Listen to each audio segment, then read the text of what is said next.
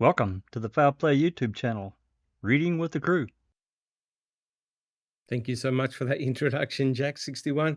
It's great to be here and welcome everyone. Thank you for joining us. And like I said, what we're going to try and do is remain focused, and we're going to make a start on the podcast as soon as possible.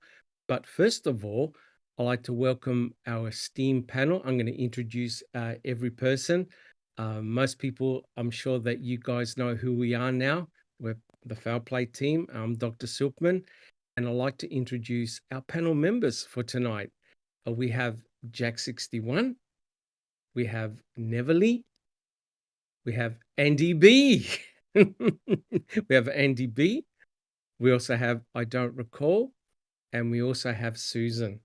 I'd like to welcome my esteemed panel members, and I'm sure that other members may come in soon. Again, thank you so much for joining us.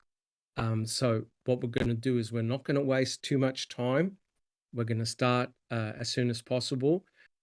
Just a couple of things that I just want to say before we do start. Please be respectful for one another in chat.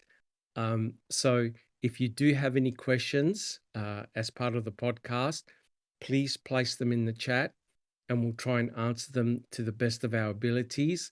Like I said, if you've got any theories and things like that that you wish to discuss, hey, come along to Discord, come and join us. There's always somebody there to have a chat with you. So yeah, leave your theories in Discord. All right. Well, look, guys, there is one point that I like to make. And that is, as you know, there's been a lot of activity in the Stephen Avery, especially in the Stephen Avery situation. And I'm only going to just say a couple of words. There's been a lot of chatter in the true crime community about many, many things. But I do want to say one thing, and that is, please remain focused. Okay? Please remain focused. That is absolutely essential, and I'm sure everyone on the panel and in chat will agree with that. If you want to see freedom and justice for both Brendan and Stephen, it's important that we present as a community that is together and not divided. Because together we stand, divided we'll fall. There's no question about it. And again, what I've always sort of said, discussion, good discussion and even banter is good as long as it's civil and relevant. Fighting amongst each other is going to achieve nothing, right? The boys will still remain in prison and nothing is going to happen, right? And Kathleen Zona, as we all know, is trying her very, very best that she can. And she's put money from her own pocket, right, to see justice, not only justice for Stephen, but in effect, justice for Stephen, Brendan, and Teresa, okay? It is not an easy position to be in, right? So in my opinion, and I'm sure the opinion of people on this panel and also in chat, is that we have to remain united as a united front, because that way we show unity and strength through that unity. Having divisions is not going to help anyone. Having angst against other members, etc., in the community is not going to achieve anything at all, right? So the most important thing, as I've always said, guys, is show respect. But not only that, the important thing is you place yourself in the shoes of Kathleen Zellner, right? And other advocates like Kathleen Zellner. It is not easy, right? We have presented hundreds of podcasts on the Foul Play team and also many other excellent YouTubers out there all around the world. And there are many, many issues that Kathleen Zellner and other advocates face every day, right? And the last thing that they need is a divided community. A divided community will hurt everyone, right? There'll be no winners. At the end, Stephen and Brendan will still remain in prison, going nowhere, right? And my final point is, guys, it is very important that you do your own research, right? Do your own research, come up to your own conclusions, right? Not everyone's going to have the same conclusions. Even the foul play team, we argue amongst each other, fruitful discussions. We all don't agree on everything, but we move in the one direction. And that's very, very important. All right. So, as you know, Kathleen Zellner has found a new witness who said that he saw the RAV4. Are there problems with what he said? Yes, there are, right? There's going to be problems with just about every witness that comes forward, right? There are many questions that you can ask. But at the end of the day, what is important is when you distill it down, to me, it just simply means that many independent witnesses saw what they believe to be the victim's vehicle off the property. That's the level I will treat it at. Are there problems with what they've said? Yes. Are there problems with the witnesses? Yes.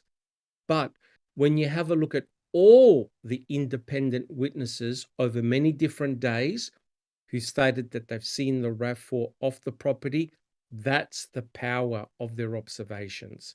Jack 61, did you have a quick word?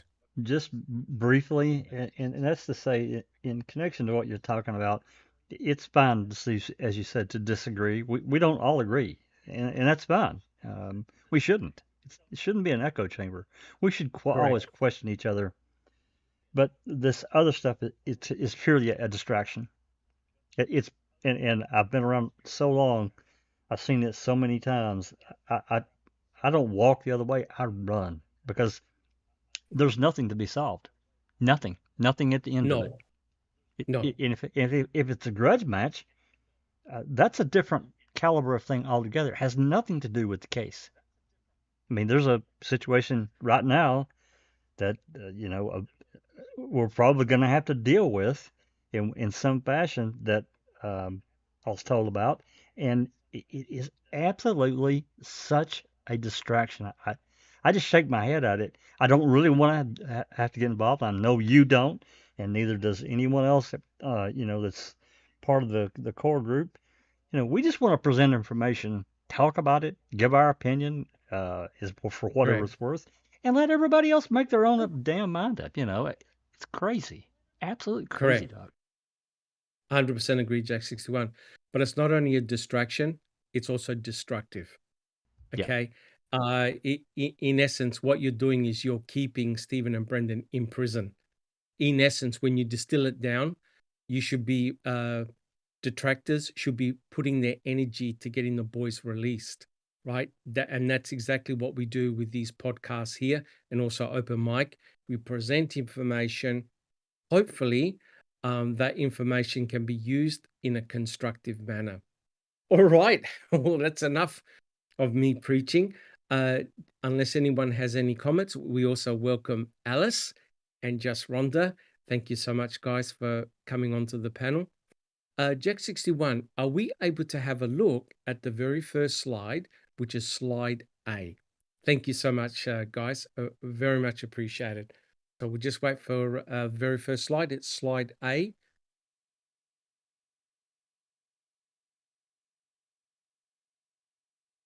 And again, guys, thank you so much for joining us. We have a lot of people in the audience already, which is fantastic. Well, look, as you know, what Neville and I have been doing, we've been reading selected chapters from John Ferak's book, The Wrecking Crew. And at the moment, we have been reading passages from chapter 14 entitled Canine Noses. Now, yes, we have expanded the chapter greatly, but I promise we will get back to the canine dogs, both the cadaver dogs and also the scent dogs. But what we have been discussing has been very, very important because remember, There is a counter-ma'am documentary that's coming out very soon called Convicting a Murderer. It's very important to discuss certain aspects of the case. Now, as you know, we are on part 34 of the series, and this particular chapter, we're on part 11, and we have a real cracker for you today, right? Let me tell you. So today, what we're going to focus on is how the RAV4, this is Teresa Hallbach's RAV4, was found on the Avery salvage yard. We need to ask a very important question here, guys. Was it really the work of the Holy Spirit, or was it foreknowledge, right? So that's a very important question. So, was it the Holy Spirit that guided both Pam and Nicole Sturm to find the RAV4, or did someone tell them that the RAV4 was on the Avery salvage yard? That's what I want you guys to decide and work out. So, guys, again, if you enjoy what we do, please subscribe, like, and share our podcasts. And the final point is hit that notification bell to make sure that you don't miss out on some of the podcasts. And I'd just like to say that we are very, very busy behind the scenes. Some of us are putting together a tribute for Bibi. And again, guys, I like to dedicate this podcast to the memory of Bibi and her family for the fantastic impact that Bibi has had on the true crime community. She'll never be forgotten, that is for sure. All right, so thank you so much, guys. Alice, would you like to call out who's actually in chat? Who's actually joined us? Yeah, sure, Doc. Just let me get back to it there. Okay, we've got Autistic Shell Husky Lover. Hi, Autistic Shell. It's great to see you in chat, guys. Autistic Shell Husky Lover is a member of Claire Bear's channel. Oh, fantastic. What the Beck as well. They're from Claire Bear's channel, Isn't that which is fantastic? fantastic to see you guys in chat. Thank you so much for coming. We've got lovely Dark Side of the Moon. We have beautiful Kate Catnut. We've got Charlotte Dowling. We've got the TT1. TTT1.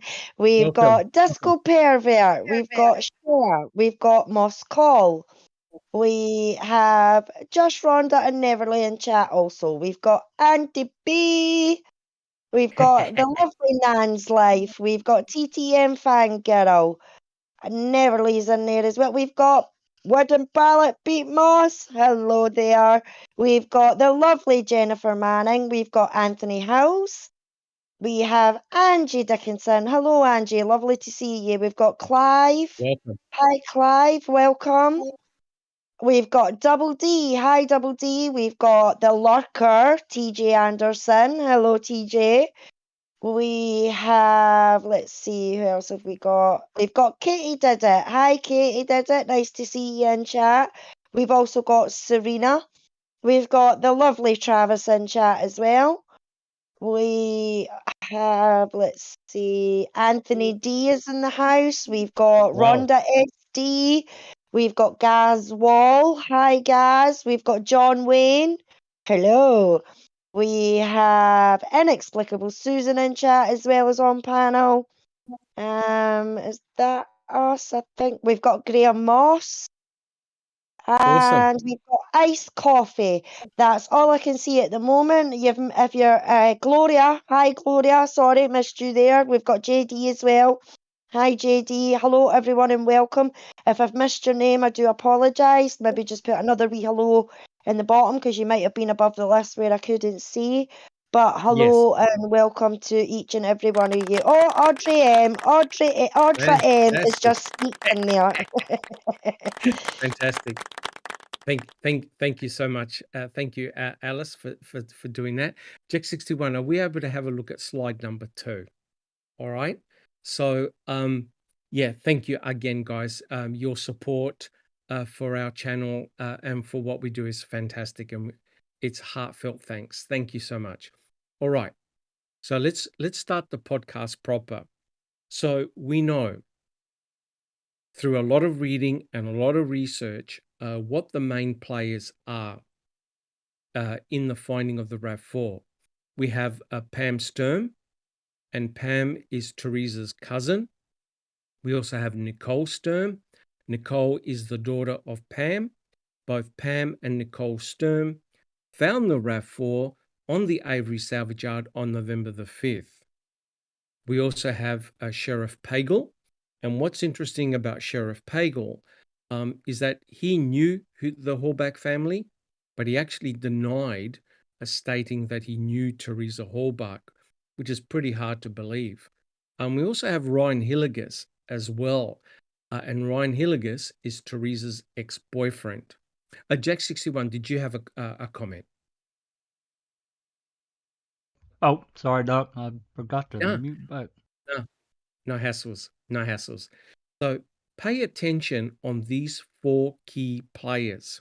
So Jack61, are we able to look at slide C? So we've had a look at slide B. Keep in mind these 4 players here. They're very, very important. So what I want to do is to go over this. This is very important. And this has come about through a lot of research that we've done and many others have done in the community. So we know that on November, so basically I'm going to give you a chronology of how this RAV4 was actually found on the property. It's very important here, guys. So on November the 3rd, Wiegert phones up Sheriff Pagel at his house at nighttime, during the nighttime, and he tells Sheriff Pagel, hey, Teresa's missing. She hasn't been seen for a couple of days. Now, Sheriff Pagel knows who the Hallback family is, but he denied knowing who Teresa Hallback was. What Sheriff Pagel does is he goes into his work, this is at nighttime, and he contacts the mainstream media immediately. The mainstream media, and we've played the video clips, now starts putting out information about Teresa Hallback, her RAV4, that she hasn't been seen for a couple of days, etc., etc.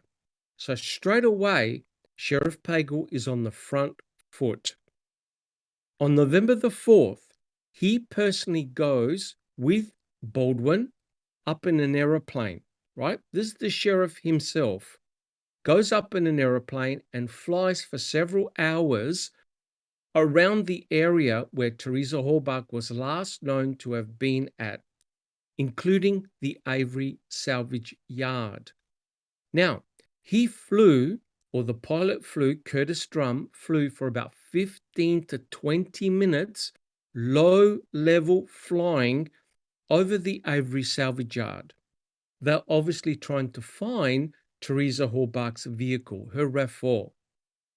Sheriff Pagel notes in a CASO report that they did not detect Teresa Hallback's RAV4 on the property. Now, Tom Yunder was present on the Avery salvage yard on November the 4th, which is the Friday. He said in a report, in a DCI report, that the plane flew so low that he could see the pilot. I think the regulation level, I think Jack 61 is about 500 feet. That's right. That's the level that they're permitted to fly at. Jack 61, did you have a comment? Just a brief side comment, just information that everybody should know, that on November 6th and November 8th, the DCI also went up and made their own flight path using a FLIR camera and took photos and videos, which I've yet to be able to get.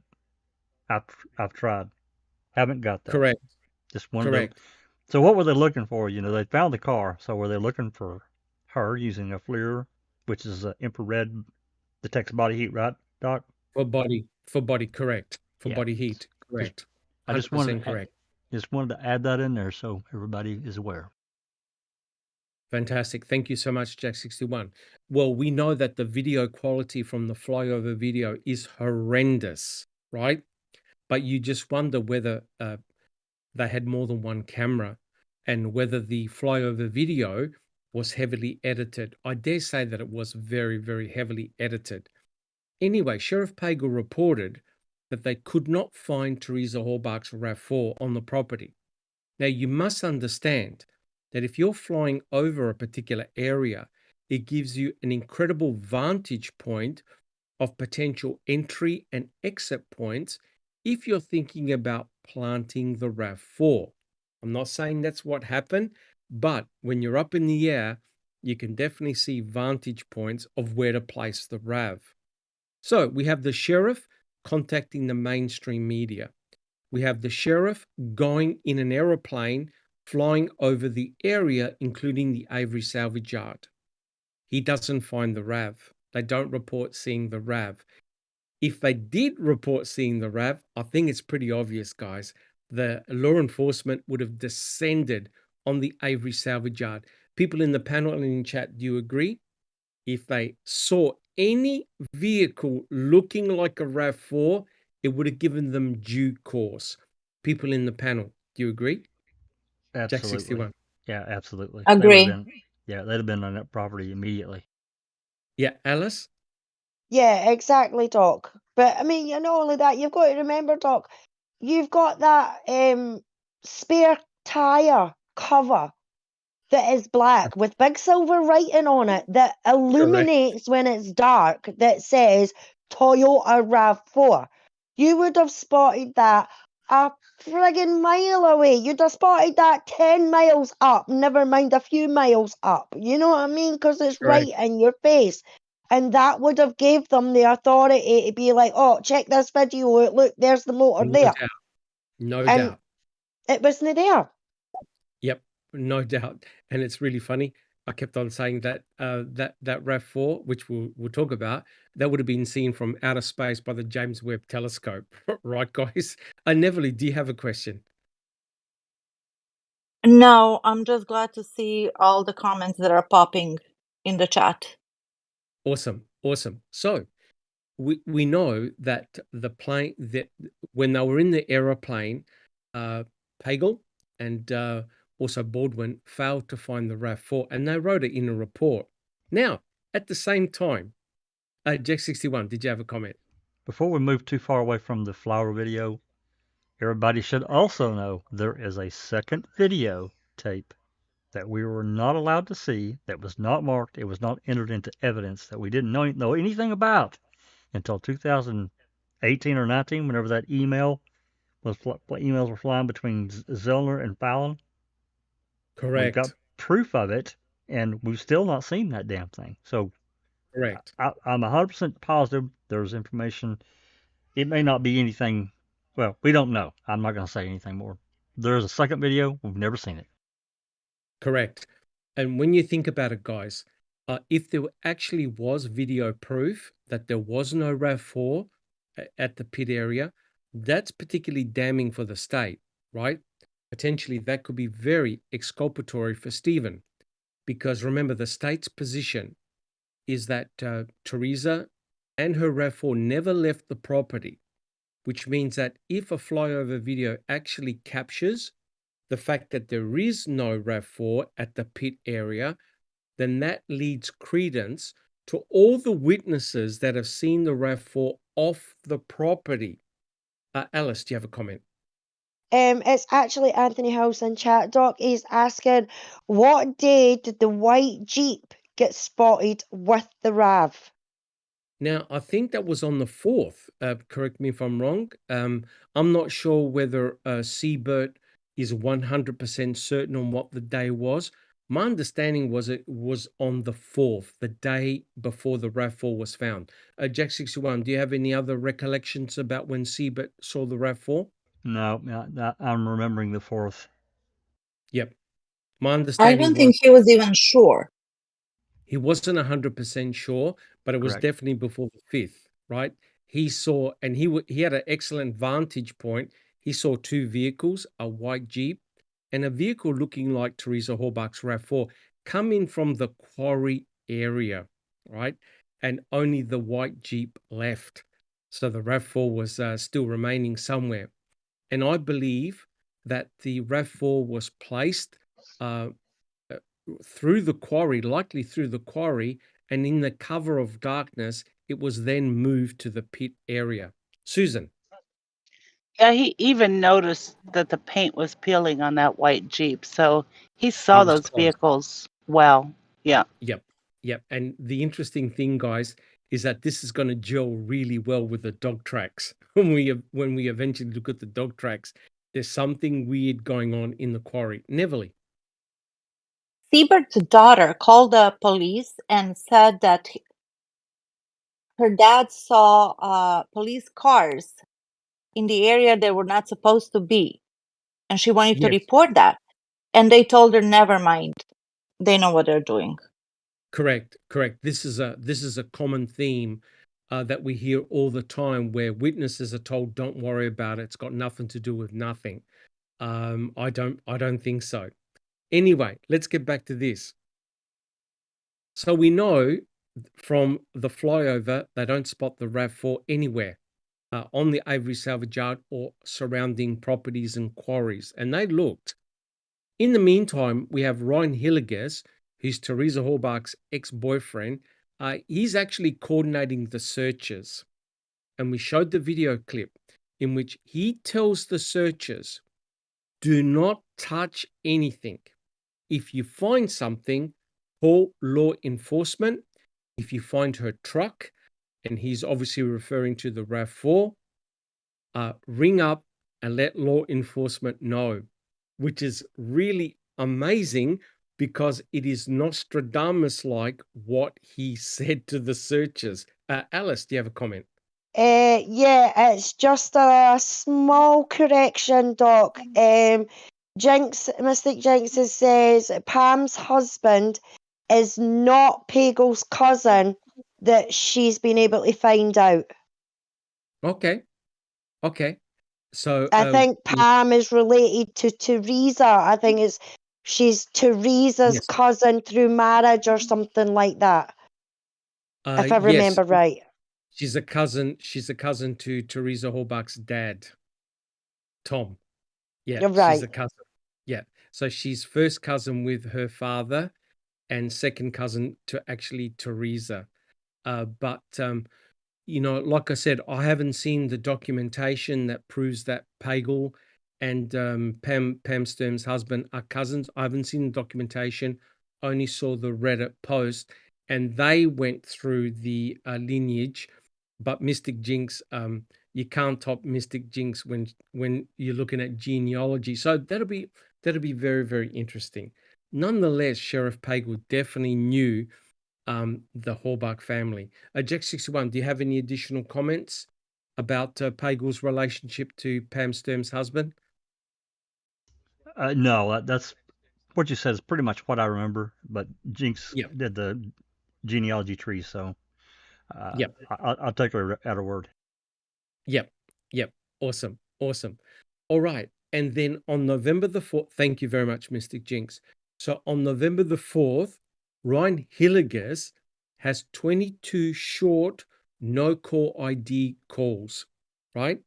And Ryan Hilliges made the comment that whenever he was around in that area, presumably the Avery salvage yard, his phone service would cut out, only last a minute or two, and then drop out.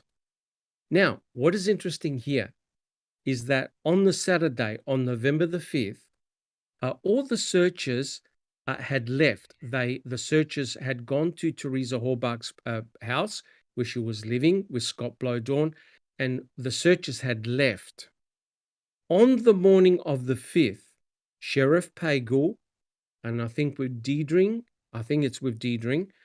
Sheriff Pagel was at Teresa's house at 8:30 in the morning. They're sending off a test fax from her house. At around about 9 o'clock, Pam and Nicole Sturm rolls up to Teresa's house and comes inside. There's a series of maps that are on, I think, the kitchen table. Now, I don't know whether Sheriff Pagel is still there or not, or whether he's left. That I do not know. But I know that Pagel was at Teresa's house. Pam and Nicole Sturm also rolled up late at Teresa's house. There was a group of maps on the table, and Pam requested specifically to go to the Avery salvage yard. She requested to go there. Ryan Hilligus and Scott Blowdorn gave Pam and Nicole a map, a camera from Scott Blowdorn, and also Sheriff Pagel's direct phone number. Now, Ryan Hilligus said that Pagel gave him a card with Pagel's phone number, direct phone number. So remember what Ryan Hilligus said to all the searchers. If you find something, i.e. her truck, don't touch it, call law enforcement, let them deal with it. Now, it's very interesting that that's exactly what ended up happening with Pam and Nicole Sturm, right? So they roll up at around about 9 o'clock. All the other searchers have gone. Ryan said that he denied knowing Pam Sturm, right? And what Mystic Jing said, if Pam Sturm's husband is not related to Pagel being cousins, I'll have to double check that. The only thing is that, like I said, I read that report that was present on Reddit that suggested that Pam Sturm's husband is indeed Pagel's cousin.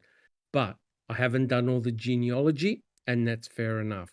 Nonetheless, it looks like that Sheriff Pagel, Pam Sturm, Nicole Sturm, Ryan Hilligus were likely all in the same place at the same time. Now, Ryan denies knowing Pam Sturm. So nobody knows nobody, right? Jack 61. Just briefly, even if that's true that, that there's no relation, I can only imagine that Pagel would have known the Hallbucks from their presence in Calumet County, being, dairy farmers. Family. Yeah, absolutely. Yeah. Correct. And just to answer the question, thank you, Jack 61. Just to answer the question, only Pam and Nicole Sturm got a camera and Pagel's direct phone number. Nobody else, right? I've read all the trial testimonies, the pre-trial testimonies, the trial testimonies. For some unknown reason, Ryan Hilligus gave Pam the camera and Pagel's direct phone number. No other searchers got it, right? So the important point is that it was Pam Sturm herself that requested wanting to go to the Avery salvage yard. Ryan Hilligus denied, saying, yeah, go there. Pam wanted to go there. The other searchers went elsewhere. Jack 61. I just want to make this point. I don't believe her. I don't. I'm sorry. I don't. And this is just my opinion. But given that Brian and Scott both knew that Teresa had been to the Avery salvage yard, and these other searchers had already been there, got their whatever, and left, that they hadn't already assigned someone to go to the Avery salvage yard and say, hey, can we look around?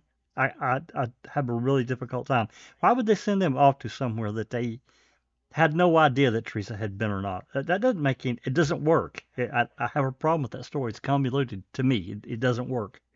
Yes. I actually think it was a bit of a diversion and a distraction, right? Because there's some real funny stuff that happens at the exact same time. And we played it. Wiegert rings up Remika, right, guys? And says the boss has a change in plans. Now, let's think about this. Pagel goes up in an aeroplane one day before. He doesn't spot the RAV. So, to his knowledge, the RAV4 is not on the Avery salvage yard. He has no proof of it.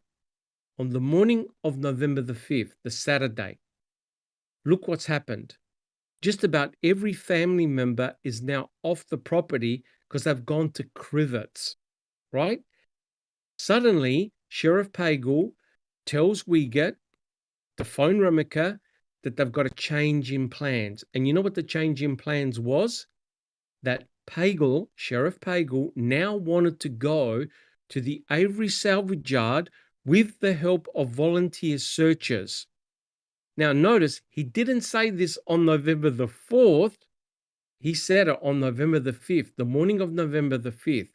He wanted to go to the salvage yard with the volunteer searchers so they can search the property. Now, this is rather bizarre, guys, because remember, law enforcement were already on the Avery salvage yard, I think on the 3rd and the 4th, speaking to Stephen Avery. And Stephen said, yep, come into my trailer, have a look. I've got nothing to hide. So they went in there, and right, Jack 61, Remeka even said in a call, I don't think Stephen's involved in this. We didn't find a thing. Jack 61. Absolutely. And what this tells me, talking about the morning, or late night of the 4th or early on the 5th, is that Poggle got a tip. That's what it tells me. Yep. But what we need to do is to make sure that Nostradamus is not at work here, that Sheriff Pagel, through the tip line, Calumet or the MTSO received a tip, an anonymous tip, that they saw the RAV4 on the property, right? That they found the RAV4 on the property, because it now explains why all of a sudden Pam and Nicole Sturm decide they want to specifically go to the Avery salvage yard. Now, what is interesting, and Mystic Jinx makes the point, a very interesting point. Remember, there are 5 friends of Teresa Hallbach who allegedly find the RAV4 on the property, but we only see a minor report on it, and that's it, right? Remember Joylene, the one that told Sheriff Pagel about Bradley Check? Well, suddenly she's on the Avery salvage yard with 4 other friends, and they allegedly find the RAV4. However, they find it in the southwest corner. The RAV4 was found in the southeast corner. All right. So we now have Sheriff Pagel, who wants to go to the Avery salvage yard and search with the searchers. We now have Pam and Nicole Sturm, who go to the Avery salvage yard. They first ask Earl for permission to search, and Earl says, sure, but I want to let you know that there have been other searchers here who've come before you, right? And allegedly they were in a car and their car got bogged down in the mud. So Pam and Nicole Sturm, and don't worry, we'll go over their journey. They drive to the Avery salvage yard, but then go on foot to search the property. In world record time, allegedly, after looking through about 50 vehicles, they find the RAV4 in the southeastern corner in around 25 minutes. Alice, did you have a comment?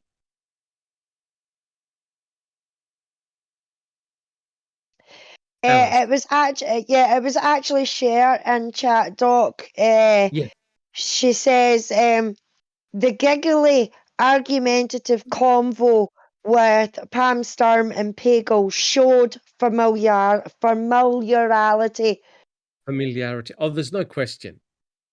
There is no question, right? And that's why in slide B, I showed you who the main players were. And we even played that phone call between Pam Sturm and Sheriff Pagel, and we get, it definitely sounds extremely suspicious to me, right?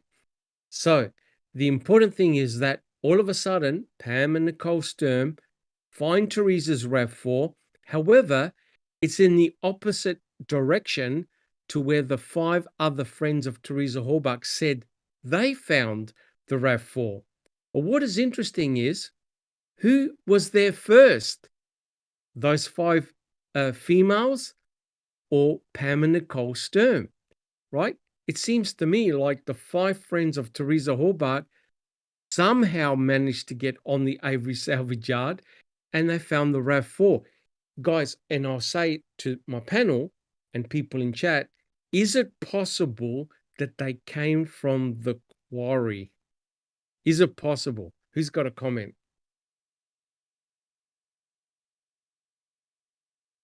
Jack To me, 61. it is positive. Oh, No, go ahead, Jack Beverly. 61. To me, it is possible that they came from that direction. I just don't know how it fits in. How did they find it after Pam found it? I don't understand that part.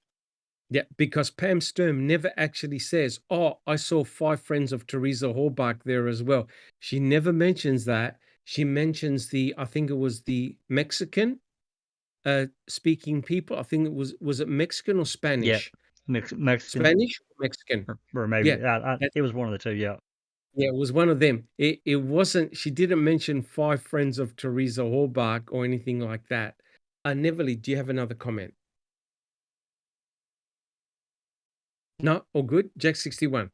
Yeah, if it wasn't for the summary report, we wouldn't have even probably known about her 5 friends being on the property, which is, That's again, correct. it's really strange to me that it wouldn't have been mentioned in Queso. Yeah, go ahead. But Jack 61, here's the important thing. They were told to leave the property because it's private property. Right. Exactly. They were told to leave, which tends to suggest that they did not get permission from Earl to search. That's do you right. agree? I do agree. Right? Because law enforcement didn't tell Pam and Nicole Sturm get off the property because they had obtained permission They to even search. asked. Yeah, you have permission to be on there? Yep. Yes. Right. Which means that those 5 girls, ladies, may not have asked Earl to search and may have come from the quarry side, which is very interesting because they were told to leave, that it was private property. Susan, did you have a comment?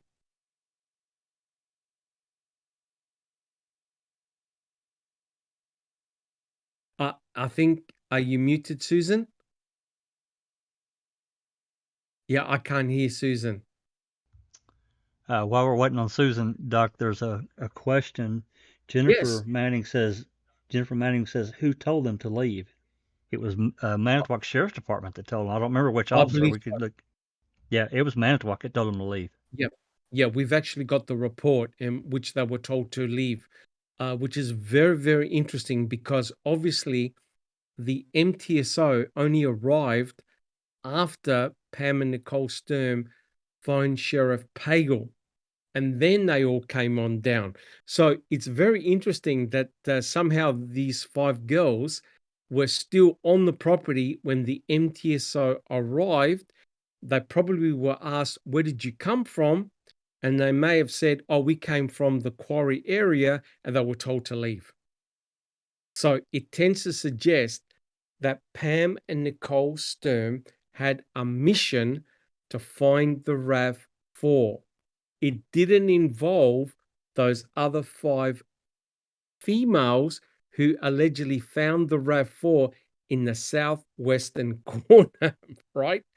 And what is very interesting here is that when Pam phones up Pagel and Wiegert,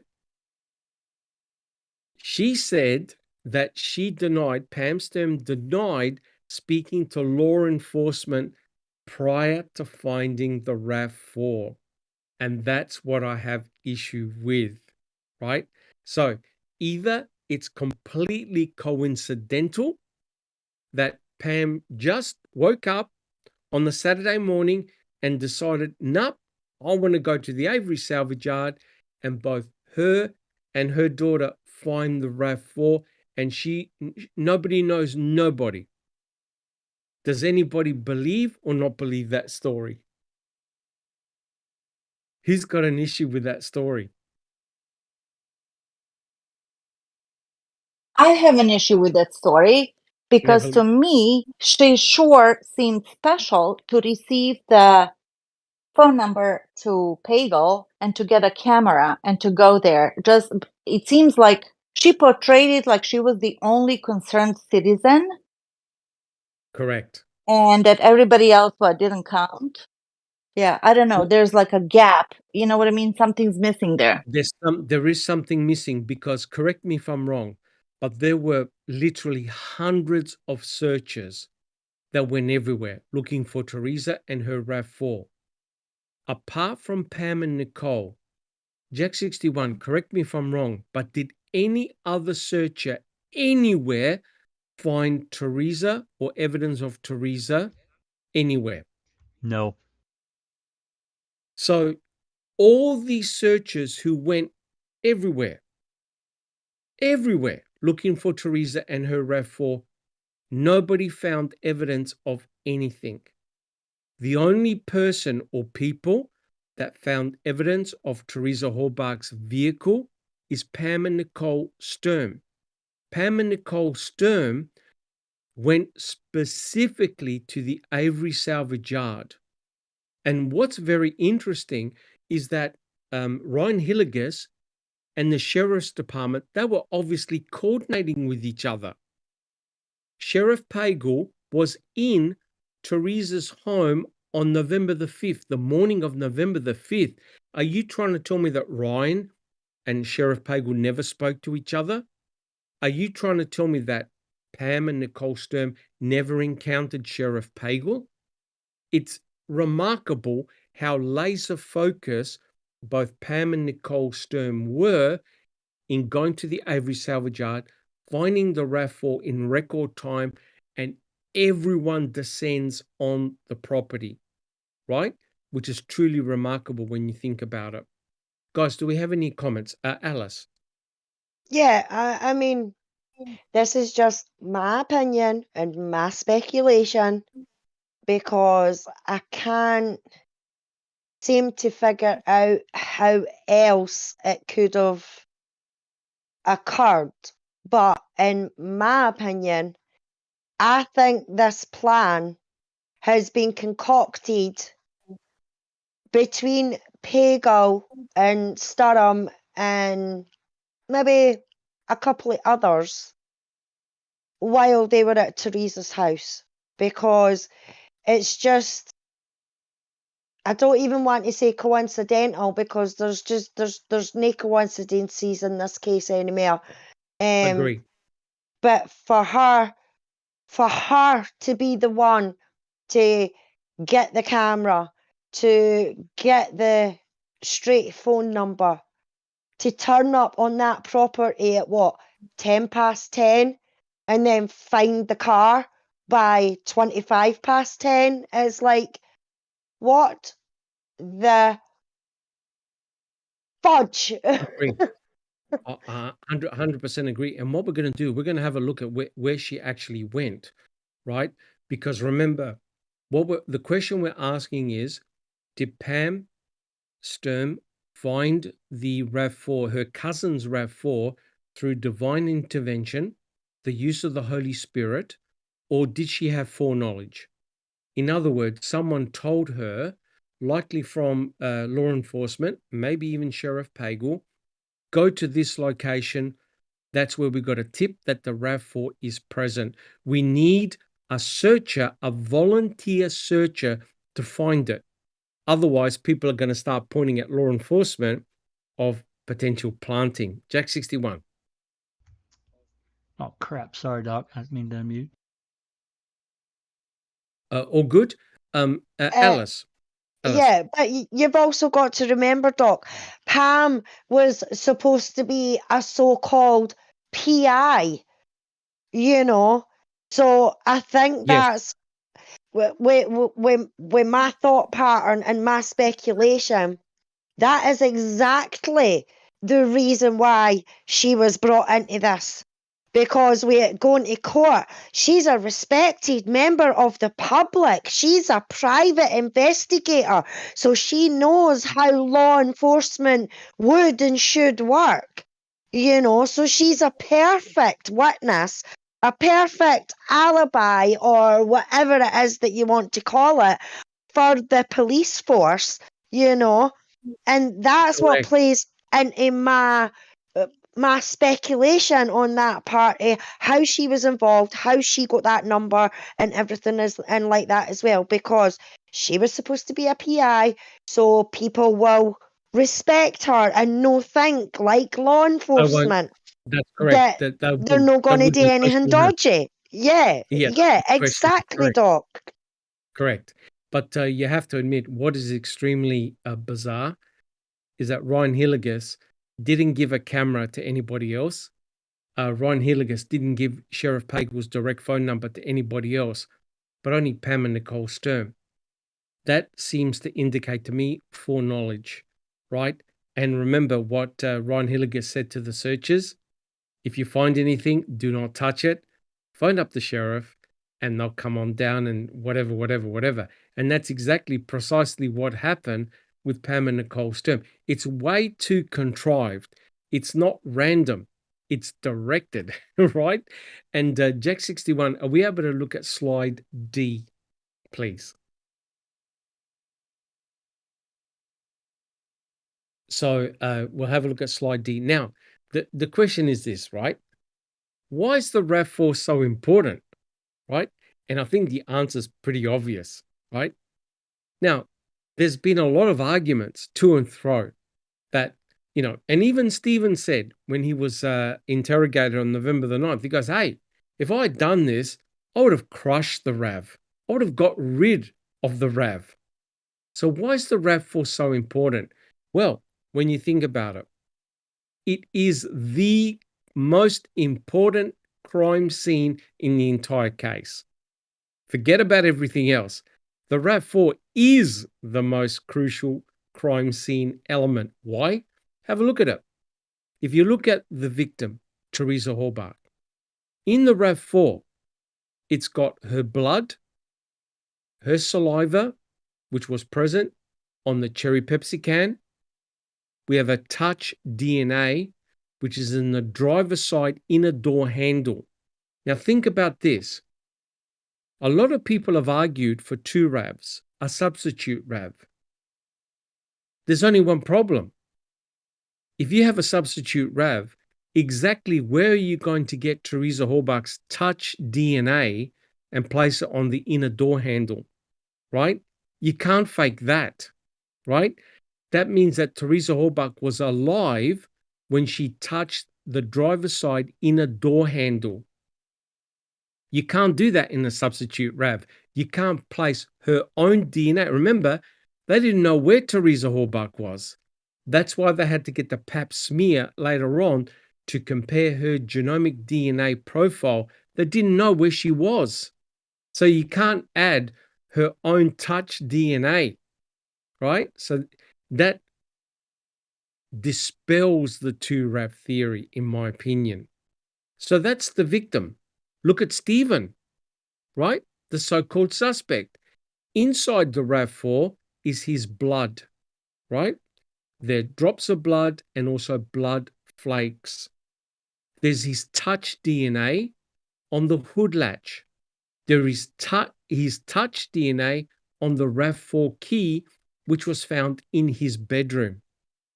Furthermore, there were the number plates, the two number plates that were crumpled and found in a station wagon on the Avery salvage yard. So guys, can you see all these components involve the RAV4? Hence, the critical importance of finding the RAV4, right? Without the RAV4, guys, can you see you're not going to have any of this? Jack 61. The RAV4 had to be found, just like the key had to be found, and Adam FL had to be found. 100%. So guys, can you see that in order to advance this case, you had to find the RAV4, right? If the state were involved or whoever was involved in planting, that is planting Stephen's DNA in the RAV4, then you absolutely needed to find that RAV4. And they did find it. But furthermore, look what else we've got. We've got human cut, burnt bone fragments found in Stephen Avery's, allegedly found in Stephen Avery's burn pit, Yunderburn barrel number 2, and in the Manitowoc County gravel pit, which Kratz only wanted to spend how many seconds, Neverly? How many seconds did Kratz want to spend talking about the Manitowoc County gravel pit? 20 fucking seconds. 20 seconds, right? So you've got the victims, Teresa Horbach's remains on the Avery salvage yard, plus you've got Teresa's burnt electronics that allegedly were found in Stephen Avery's burn barrel. Finally, after Paul Brendan Dassey got coerced, law enforcement finds a bullet fragment in Stephen Avery's garage with Teresa Horbach's DNA. So, guys, can you see that none of this would have occurred had that RAV been destroyed, had that RAV been crushed, whatever, or put gasoline and a flare and light it all up? You're not going to find any of that. Yet, how convenient that on November the 5th, Pam and Nicole Sturm find the RAV4. Guys, do we have any comments? And anyone in chat, do we have any comments? All right.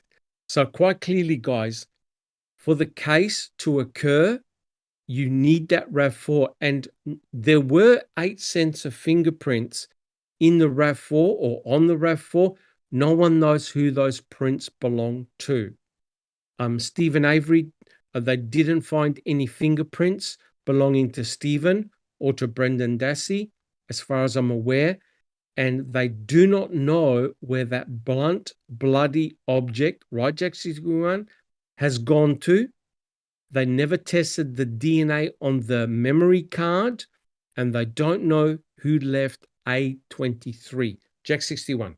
Yeah, and again, we've mentioned this many times. If Stephen was wearing gloves and bleeding, even if we didn't find his fingerprints, we should have found some smeared blood. I'm just being the reasonable person. I'm not a forensic scientist nor a lawyer, but to me that's reasonable. If he's bleeding, wearing gloves, there would be smears of his blood. Correct. And my understanding is they never luminol treated the RAV4, Nope. which is remarkable when you think about it. That's right. Right? So, guys, can you see? The finding of the RAV4 on the property is crucial. It is your case. And we have a phone call in which I think it's Sheriff Pagel, who's real giddy, who says, yeah, we found the blood, his blood in the victim's vehicle. We found his blood on the key, etc., etc. And of course, that's not true.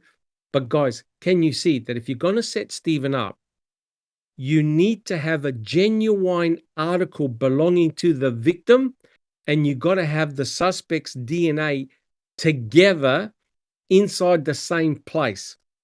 And notice this is the only item of evidence in which you have the suspect and the victim's DNA in the same place. But, guys, do you get ever a mixture of blood between Teresa and Stephen in the same spot, in the same region? Jack 61. Absolutely not. And to me, being the reasonable person, again, if he's really handling her body, I mean, she's no stick, but she's not that heavy. But still, she's, 120, 130 pounds. And if he picked her up and put her in the back of that RAV, I would imagine if he was free bleeding, there would have been a mixture back there. There would have been some of his blood. Correct. And Ken Kratz actually made an error during his opening speech, in which he said that Stephen Avery's blood was in the back of the RAV, and it wasn't. That was A23, and it doesn't belong to Stephen. Neverly, do you have a comment? Audra said pools of blood, right? I'm like, where the heck is the pools of blood, Mr. Kratz? You promised us that. Correct. What is really bizarre for such a very violent crime, and trust me, this was a vicious, brutal crime. What is of great concern is the lack of pools of blood. Susan, do you have a comment? Oh, I was just thinking if KZ could get the chance to MVAC that entire back panel in the RAV, she may find a mix with the killer's blood. Whoever that may be. Yep, there's no doubt that MVACing that RAV4 will provide the answers to the mystery about the RAV4. But guys, I'm going to go around the panel. let's be honest, and also in chat, answer this question. Do you think the state will allow Kathleen Zellner to MVAC the RAV? Alice, yes or no? Hell no. Andy B. Well, not if they're smart, no. I don't recall. No. Susan. Well, I will always hold out hope. Okay, good. Thank you. Jack 61. Not a chance in hell. Tom Fallon and Kratz would lay on it and say, "No, you can't have it." They'd lay down in front of it and do a strike. No, can't have it. No way, though, Doc. Yep. No way. Yep. Just Rhonda, do you think the state will allow Kathleen Zellner to MVAC the RAV? No. And Neverly. No, but James Yeah. Crane says that they would destroy it first before they turned it over. Yep, And I correct. agree. Correct. 100% correct. If Kathleen Zellner puts in a filing to get permission to get access to the RAV, there'll be a sudden flood or fire or earthquake or something. That RAV will be gone. In fact, I'm almost confident that the RAV is gone. If it's still there, that's fantastic. I highly doubt that it's still present. I reckon it's gone. Jack 61. Yeah, just a couple of quick comments. First of all, I don't disagree with you. If they'll give away biological evidence on a whim, they'll do anything. They will do absolutely anything. That's my opinion. Because they don't care about crossing the line. There's no consequences. We can clearly see that from any state official. It's like, whatever you guys want to do to keep these guys in jail, just go ahead. We got your back. Yep. Correct. And number two, my final point is if they really wanted to know the truth, they would have reran A23 and got a full profile and ran that shit through CODIS. Ran it. Oh, 100%. They ran away. They ran away from it and tried to bury it. 100%. I do believe that the killer or one of the killers or co-conspirators left behind A23. There's no doubt in my mind, and Kathleen Zellner's blood spatter expert proved it, that Teresa Halbach was attacked behind her own RAV4, and that blood, likely from her head, sprayed on the back door because of the direction of the blood, and very likely left the blunt and bloody object in the back of the RAV4. That blunt and bloody object is gone, disappeared. No one knows where it is. Jack 61. Yeah, that's another real thing with this case, is this thing being reported by the lab tech at the Wisconsin Crime Lab in Madison to Fassbender. Of course, I'm sure he immediately told Wiegert, and this thing disappears. And I don't care how you couch this thing or how you present it, it's terrible. It's absolutely terrible, and there's no getting around it. They buried this information. It is Brady material, in my opinion, because it's right there in that warrant, and there's just no way in that affidavit Wiegert was just sitting there doodling and just writing shit up just for the fun of it. No, because everything in that, especially number 11, that he lists there is in Fassbender's DCI report, except for the part about the blunt and bloody instrument. It's not there. It's disappeared. Disappeared. Now, let me just say something. Often in police investigations, in criminal investigations, they withhold some form of evidence. Yep. And the reason why they do that is that often in crimes, people admit to all sorts of shenanigans. Oh, yeah, I did such and such to the victim. Oh, yeah, but what did you use? Oh, I used a rope. Okay, see you later. There's no evidence of a rope, right?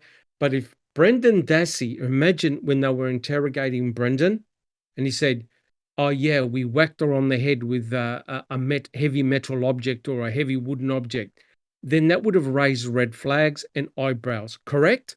Because now you've got potentially a murder weapon that nobody but the killer would know. That's right. Right? But the mere factor that that blunt and bloody object is missing means that it never entered into the narrative, right?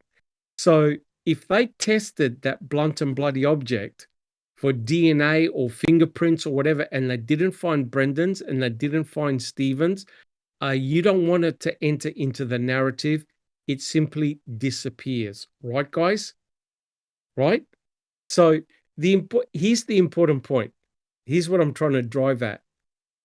The finding of this car, the RAV4, is quintessential to the case.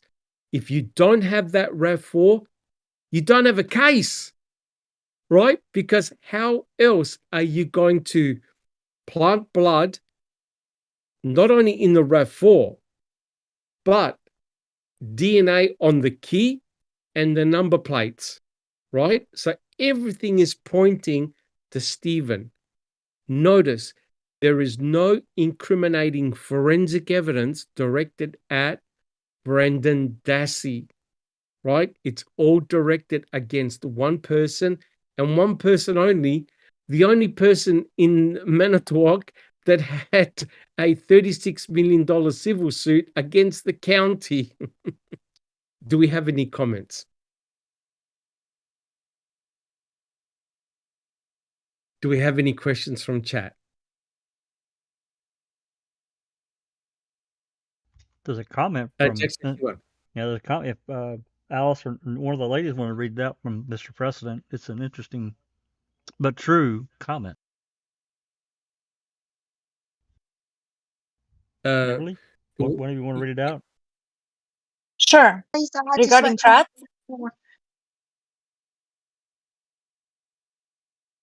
Go ahead, Alice. Okay, Mr. President says he is a classic narcissist, always assumes he's lying, scheming, and gaslighting until it's proven otherwise. You see the case with a whole new set of eyes when you consider Kratz's personal motives.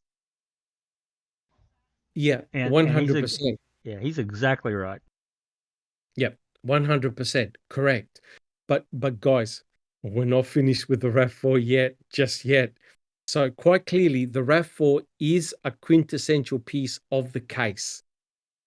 There's no way the state want to give the RAV4 to Kathleen Zellner, because through MVAC and other technologies, they may reveal a different narrative that the state doesn't want to approach. Neverly, do you have a comment? No, sorry. All good. Alice, do you have a comment? Sorry, Doc. We're all good. So Jack 61, Yep. Can we have the next slide, please? Now, so Ken Kratz asked a couple of very interesting questions to Pam Sturm during the Stephen Avery pre-trial. Susan, are you happy to read out Ken Kratz's part, which is the questions? Sure, Doc. And Neverly, can you see the slide? Are you happy to read out Pam Sturm's part, which is the answer? Sure. Let's go for it, guys. All right. So in talking to Earl Avery, did you ask him anything specifically? Yes, I did. Oh, what did you ask him?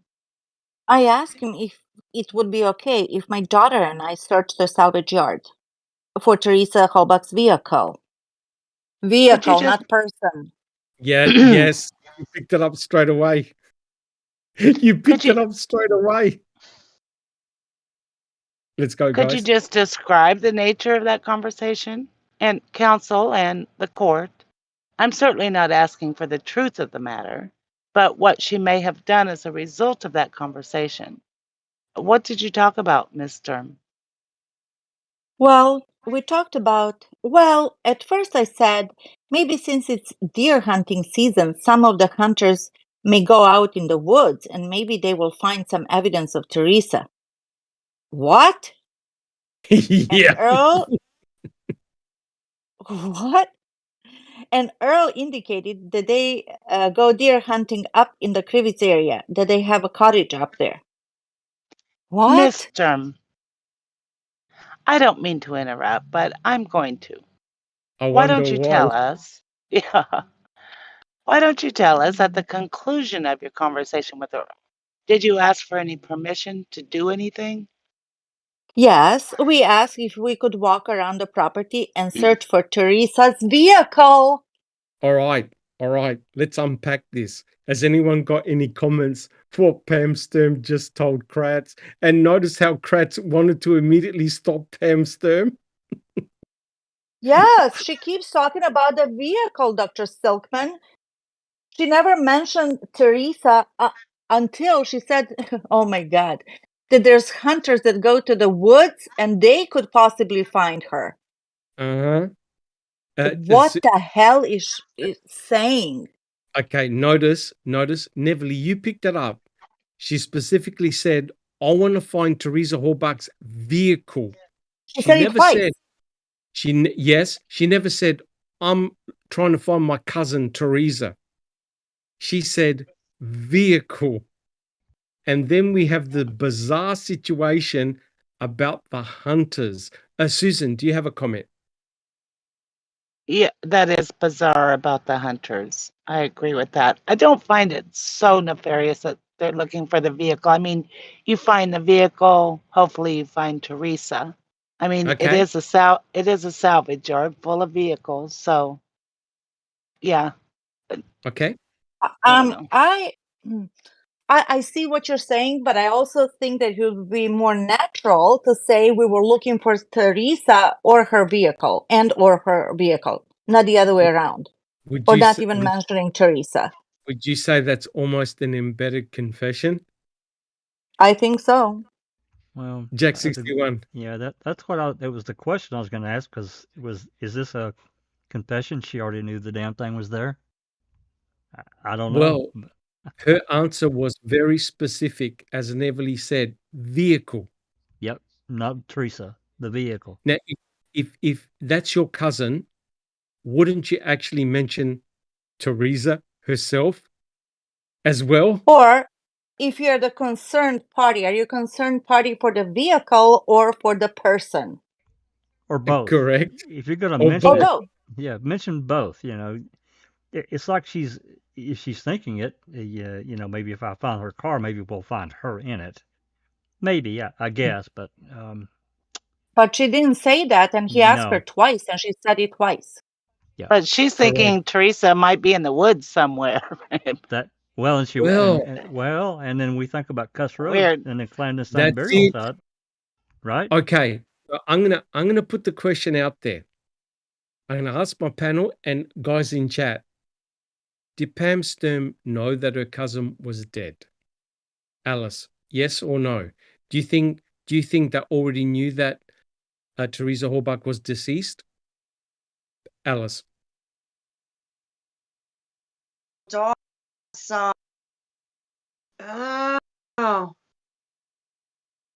you're dropping out. I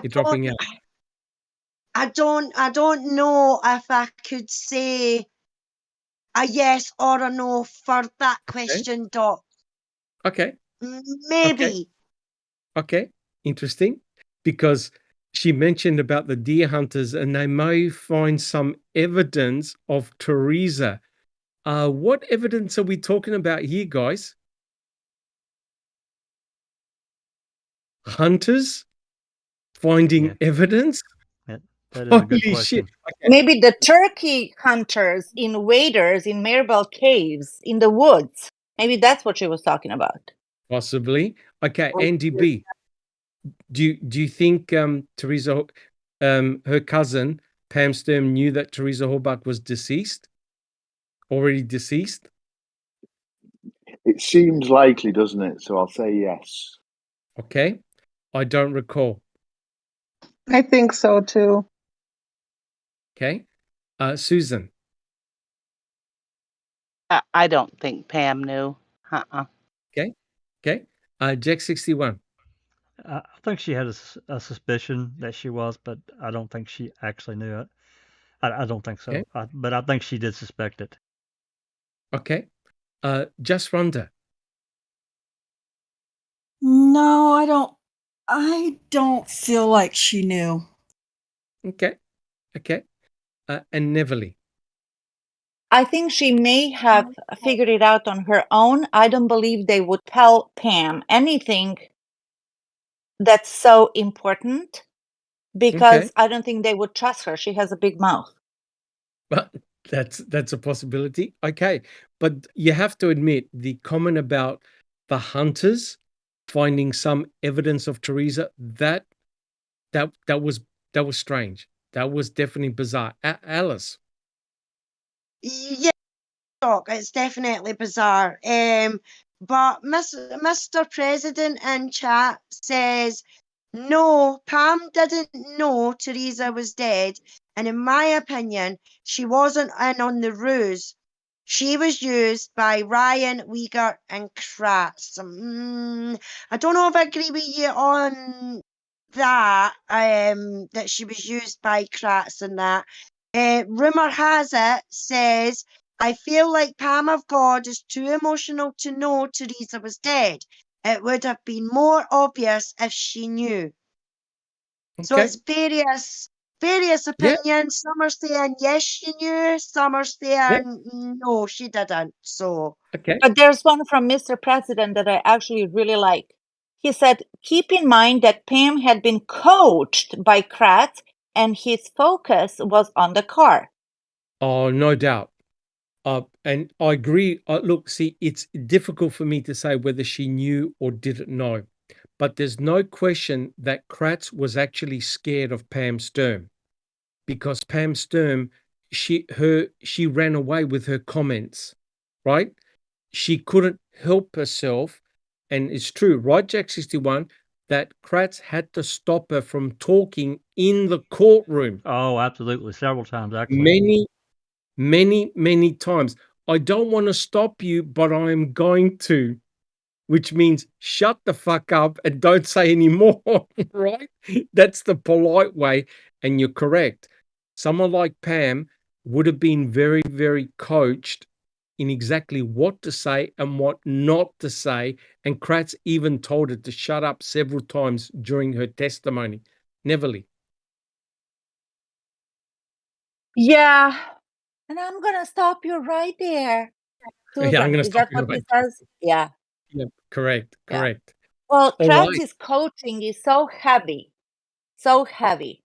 that I always said, and I will always say the same thing. He gives them almost a manuscript of what to, memorize and what they're Correct. going to talk about and how it's going to go. So Pam Sturm would have been a very difficult witness on the stand. Jack 61.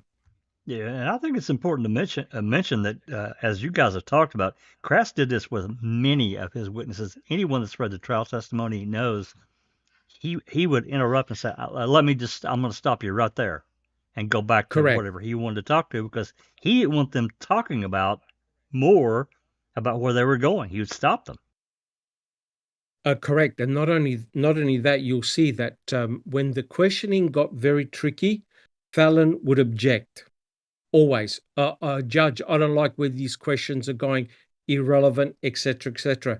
So Pam, can you see, Pam Sturm and Nicole Sturm testimonies were crucial, but they were very difficult witnesses, because if you're impartial and you're looking and hearing what Pam Sturm was saying, red flags are going up thinking, wait a minute, this can't be the act of God. This is foreknowledge. She knew exactly where to go, and I'll prove to you that she did, right? So Jack 61, we've got the next slide, F. Susan and Neverly, would you like to continue, please? Sure. Sure. What was your intent? We were going to look in each and every vehicle to make sure that Teresa wasn't in there. So she was looking for Teresa. Mm-hmm. Yes. All right. Ms. Sturm, before you completed, or I should say before you began your search at the Avery Auto Salvage, did you have a description of the vehicle that Teresa Halbach had last been driving? Yes, we did. We obtained some slips from Ryan and Scott, and the vehicle description was on there. Basically, what kind of car were you looking for? It was a RAV4 Toyota. a small SUV. Is that right? It's a small SUV, yes. Ms. Sturm, then when your daughter Nicole and you began searching some of the vehicles, did you happen to come across a vehicle that you believed generally, not the color, fit the description of the vehicle that Teresa had been driving? Yes, we did. Now, isn't that interesting? So quite Very. clearly, what did it say on the slip that Ryan gave her as to the color of the RAV4? Alice? God, did you see how he emphasized there? Not the color. Because No, in the I added that, Alice. Sorry. Oh, did you add that? I was Yes, just, I I'm must have sorry. put my earphones on, and I was in the kitchen, and I just heard that, and I came in and went, "What?" Yeah. But he Sorry. did say generally. He did say generally. So on the missing poster, what did it say the color of the RAV4 was? Dark green. Dark green. That's right. Jack 61. Yeah, I was going to say that, dark green. Dark green. Susan, do you have a comment? No, I don't. Okay. I do. All right. Neverly. Well, here she is with her big mouth. It was a RAV4 Toyota. What kind of car were you looking for? It was a RAV4 Toyota. She almost said the color. He goes, small SUV. Is that right? It's Correct. a small SUV, right? Yeah. So she how do you call it? Premature reaction again. Correct. Normally, when somebody gives too much information, that tends to suggest that they had foreknowledge, right? Irrelevant, too much information. Well, Jack's. You've got the next slide up. Okay. So now, Buting, of course, he had red flags going up everywhere. So now it was Buting talking to Pam Sturm, right? Jack 61, do you see the slide?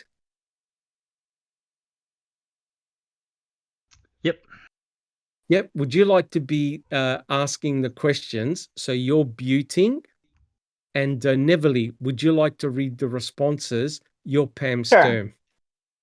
Jack 61, let's go for it, guys. Have a listen to what Buting asks. Okay. And did you tell him anything that you were in any way there on behalf of the police to give you any kind of authority or anything of No. that nature? No. Did you tell him that you were part of some sort of official search party that had been organized by the police? No. So you didn't mention that you had any connection in any way to the police? No. I mean, is that yes? I told him that I didn't have. No. He never even asked if I had any, contact with the police or was with the police. And I never said I was with the police. All right. Thank you. Did you have a discussion with Earl Avery about hunting season coming up? Yes. We'll just wait till the next slide come up. So notice Pam Sturm made it very obvious she wasn't part of a police search team, right? She's an independent searcher, volunteer searcher, had nothing to do with the police, right? That's Right. very important. Jack 61. All right. And talking about hunters, perhaps finding something. Do you recall that? Yes. Did you say that you were hoping that perhaps hunters could find some evidence of Teresa out in the woods or something? Yes. Was it your assumption that she was already dead? No. Then why would you be expecting hunters to find something? I said some type of evidence. What sort of evidence were you expecting the hunters would find? Objection, speculation, relevance to the narrow issue for what we're here for. The court sustained. Notice And Dear I Yep. noticed. God. Now, Call guys, bluff. come on. What's going on here, guys? Even Buting asked her about the hunters, Absolutely. Susan. We also have to consider, how long was she there talking to Earl? Oh, it would have Add been that 10 minutes, 10 onto minutes. take that time off the time it took her to find it. Oh, that's correct. She Yeah. found the RAV4 within, I reckon, around 15 minutes. By the Yeah, time 'cause she parked, yeah, I think yep, they, I just think, like, yeah, I think she said she got there right around 10 o'clock, maybe just a hair after. They talked to Earl, and then they started walking. So yeah, they literally almost had to walk directly to that RAV, but we'll get to that. we will. But guys, are you still mystified as to the relevance to the hunters? Absolutely. It's bizarre. It's Yeah, bizarre. Nobody even she inserted that. Nobody Yeah. even asked her about it. It didn't come up. She was the one who volunteered that information. Well, Right. with that, it makes me wonder if that was a conversation that she had with Kratz during the coaching session. I don't know. Yeah. Yep. Because look, he jumped up. Fallon, Fallon, objection, speculation, Wait a minute. Why would Pam Sturm, the person who found the RAV4, even mention about hunters finding some type of evidence, which now brings in what site into play? Cuss Jack Road. 61? Cuss Road. Cuss Road, which happens to be a wooded area. And guess what? In that wooded area, you know what was discussed by the scent dog handlers? You know what they found there? Deer camp. Yes, the deer camp, but also they found 2 deer stands in the woods. Yeah, they did. And Pam Sturm is talking about finding some type of evidence. Now, this goes down to the mystery of Cuss Road. What happens if they found evidence of Teresa Halbach at Cuss Road, i.e. documentation, burnt electronics, something that had Teresa Halbach's identification on it? Jack 61. It goes right back to the question that Susan asked a few weeks ago. Why didn't they try to tie Stephen to Cuss Road? There had to be a reason why they didn't do that. Yeah, because maybe it pointed to somebody else. Well, yeah, exactly. Like the blunt and bloody instrument, whatever the fuck that was, that they found in the back of the raft that they disappeared. Right. So I'm going to ask people in chat, do you find Pam Sturm's reference to the hunters finding some type of evidence strange? And why did Fallon immediately cut that conversation off? Right. And remember, Jack 61, remember what Fallon and Kratz wrote about finding the bones at the clandestine burial site? Well, yeah, they were bitching and griping because they said, oh, these cops they were stretched to the limit. And he was naming off all this shit that they found. And the clandestine bones, at the clandestine burial site, they had to, it was all wrapped up in that motion reply. 100%. And don't worry, we're going to go over that. So, guys, can you see that there are little golden nuggets here that when you add them all together, it's eureka? That's why I'm saying, was it the Holy Spirit or foreknowledge? To me, this starting to point to foreknowledge, which is very, very disturbing. Susan. I just have a question. Is this pre-trial? Pre-trial. This is pre-trial. This is pre-trial. Okay, and it's just about finding the RAB. He said the narrow issue we're here for, so Correct. that makes sense. Correct. Okay. Correct. But don't forget, this is a witness on the stand, right? So why is Fallon automatically cutting off this conversation about what Pam Sturm said? Right? Alice, do you have a comment? It's actually Sandy Elliott in chat. She says, I asked before, sorry if I missed your question before, Sandy. It says, if you know where Pam parked, use Google Earth to measure where she parked to the RAV and divide by walking speed to see if she walked right to it. Well, She said, let me tell you. if I knew where she parked. Let me tell you this. I'll tell you where she parked. Don't worry, we're going to go over it. But Jack 61, I think you saw it as well. There was a group of researchers that went actually on the Avery salvage yard, and they walked exactly where Pam did. That's and right. It was literally within minutes. Yeah. It was literally within minutes that they found the RAV4.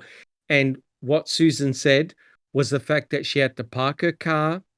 She went in, and we'll go over it. She had to go to the office. She then had to talk to Earl, and they had a big conversation.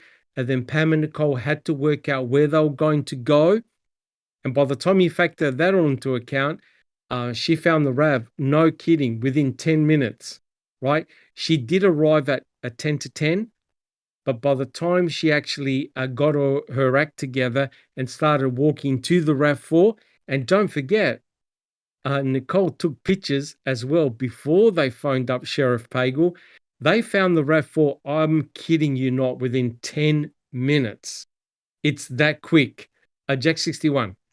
Yeah, we can't forget that Pam did try to get a hold of Poggle twice before she finally called dispatch, because when she called his number, it went to voicemail, and he wasn't That's picking correct. up. So And she you was can, insistent. yeah, you And can subtract a couple of minutes from the actual time of the call coming into dispatch. Correct. Neverly, do you have a comment? yes, why did Nicole hide the camera that was given to her, or any camera, Yep. under the sweatshirt? Why did she Correct. do that? Correct. Tell me that Correct. that's not shady. And then there's a question from Mr. President. He says, question, did any scent dogs aim for the salvage yard RAV4? And if not, why not? No, that Brutus, what, and we covered this in a couple of earlier podcasts, when the search and rescue dogs were brought onto the property, so basically they were directed where to look, where to search. So the dogs weren't just let loose, go wherever you want. They were directed by the investigators. One of the very first sites that they went to was the crusher and the crushed vehicles. So Brutus, who's a cadaver dog, not a scent dog, but a cadaver dog, detects human decomposition, blood, etc., teeth, hair, skin, tissue. Brutus went to the crusher, no alerts on the crusher. He went through all the crushed vehicles, no alert on the crushed vehicles. Brutus was then told to check the RAV4, and the RAV4 allegedly had the tarp removed, right? Julie Kramer said there was no tarp on the RAV. They'd removed it. Brutus alerted twice on the back of the RAV, right? Kratz said that he stuck his head under the tarp. No, Julie Kramer in her report said no, the dog alerted twice at the back of the RAV, right? Then Brutus was asked to detect around the RAV4, and they found, I think, 2 vehicles, and other cadaver dogs found 2 vehicles that had blood droplets in them. Brutus was then asked to check inside Stephen Avery's trailer, and Brutus alerted in the bathroom area, right, and the laundry area, not in Stephen's master bedroom. Jack 61. Just a brief comment, just a brief one, and that is just so everybody's aware, the cadaver dogs were brought in first, not the tracking scent dogs. The cadaver came dogs later. They came later. Yep. That's right. The tracking dogs did. Yeah, correct. I think it was the 7th that the scent dogs were brought in. The cadaver dogs were brought in on November the 5th, right? That's there were a team of cadaver dogs that checked the entire Avery salvage yard. It took them about an hour and a half to do. The scent dogs were brought in, I believe, on the 7th. Serafalsk, Loof, and there were other scent dogs as well that Yeah. were brought in much later. Yep. Yep. And in addition, as Doc has dug up and discovered, and it's a really important point that it's swept under the rug, is that there were other teams of dogs brought in. Midwest Canine. We don't know how many dogs were involved in with them because we have no reports at all. There were also civilian that brought in their tracking The scent dogs, canines. the canines. They Yep. did. Yep. And So remember, on November the 6th, there were 19 dog handlers. I discovered there were 19 that's dog right. handlers on That's November right. the 6th. That's right. And in addition, and this is just purely speculation and an opinion, I fully believe that Bushman, being a canine officer when he was on the force and pull, he was. I Yes, fully believe he had his dog with him I on think so. November 7th. I fully believe that. I Yep. can't prove it, but there we go. Yep. Yeah, he is a canine handler, right? Alice, do you have a comment? It's actually Rumour Has It in chat. She's got, hi, Rumour Has It. They've got a great question for us on the panel, and I suppose people in chat as well. She says, do you all think if Errol knew the RAV was on the Avery salvage yard, he would have still have let Pam of God search for it on the property? No chance. No No. chance. Now, don't forget, that's an excellent question. Don't forget that Earl and I think Robert Fabian were down at the pit area. I don't even think they're 100% sure of when they were on the pit area. And it could have been on November the 4th, the same day as the flyover, because they were sighting in weapons and hunting for rabbits. And Earl, in a report, says, I never saw a RAV, and I was down there, right? And the other thing about Chuck is that Chuck knew every vehicle that was on the property. Chuck had no idea that the RAV4 was present as well. So neither Chuck nor Earl, or remember, think about it. Think about it. You're Stephen Avery and you've murdered Teresa Horbach. Are you going to go off to Crivets and just leave your brother there? Are you Not- going to just simply go, Jack 61? Not a chance in hell. No way. No. You know, we know that there were issues going on and so forth. Yes. I mean, we've discovered, but no, not a chance. I don't believe it. On Yeah, a pre-planned, yeah, you wouldn't do it. No. Correct. So Stephen could have said, oh, look, I'm not feeling well. I'll catch you guys later. Get rid of the RAV. But are you trying to tell me that Stephen wasn't even aware that there was an aeroplane flying above the Avery salvage yard? Of course he would have been aware. Susan. And Kress tries to say, well, he was going to come back. He was going to sneak back and crush that car. Well, why the hell would he have left in the first place? That makes no sense at all. 100%. And guys, you can't just get a vehicle and stick it in the crusher, right? You have to remove certain parts, components of the vehicle. And don't forget, even if you crush the car, if Teresa Horbach's blood is in the car and her scent is in the car, even if you crush the vehicle to a pancake, is a cadaver dog going to detect it? Yes or no? Yes. Absolutely. A cadaver dog will still detect the presence of human decomposition in a crushed vehicle. Is a scent dog going to detect Teresa Horbach's scent in a crushed vehicle? Answer? Yes. Yes. So can you see that unless Stephen completely torched the vehicle, a scent dog and a cadaver dog is still going to detect the presence of human decomposition and her scent. That's why the investigators told Julie Kramer, get Brutus to check all the crushed vehicles. And Brutus gave no alerts.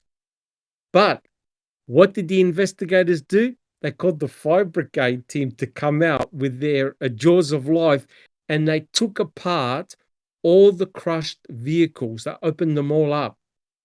Did they find anything in those vehicles? No. Which begs the question, why the hell did you get a cadaver dog to check them in the first place if you're going to open them up? Neverly, do you have a comment? No, I'm so sorry. Okay. Yeah. So quite clearly, Earl had no idea that the vehicle, that the RAV4 was on the property. He goes, yep, go right ahead. And not only that, Earl allowed other searches on the property. And don't forget what happened on November the 4th. David Beach went to the Avery salvage yard. Now, there's no evidence that he searched the salvage yard. But guys, can you see my point?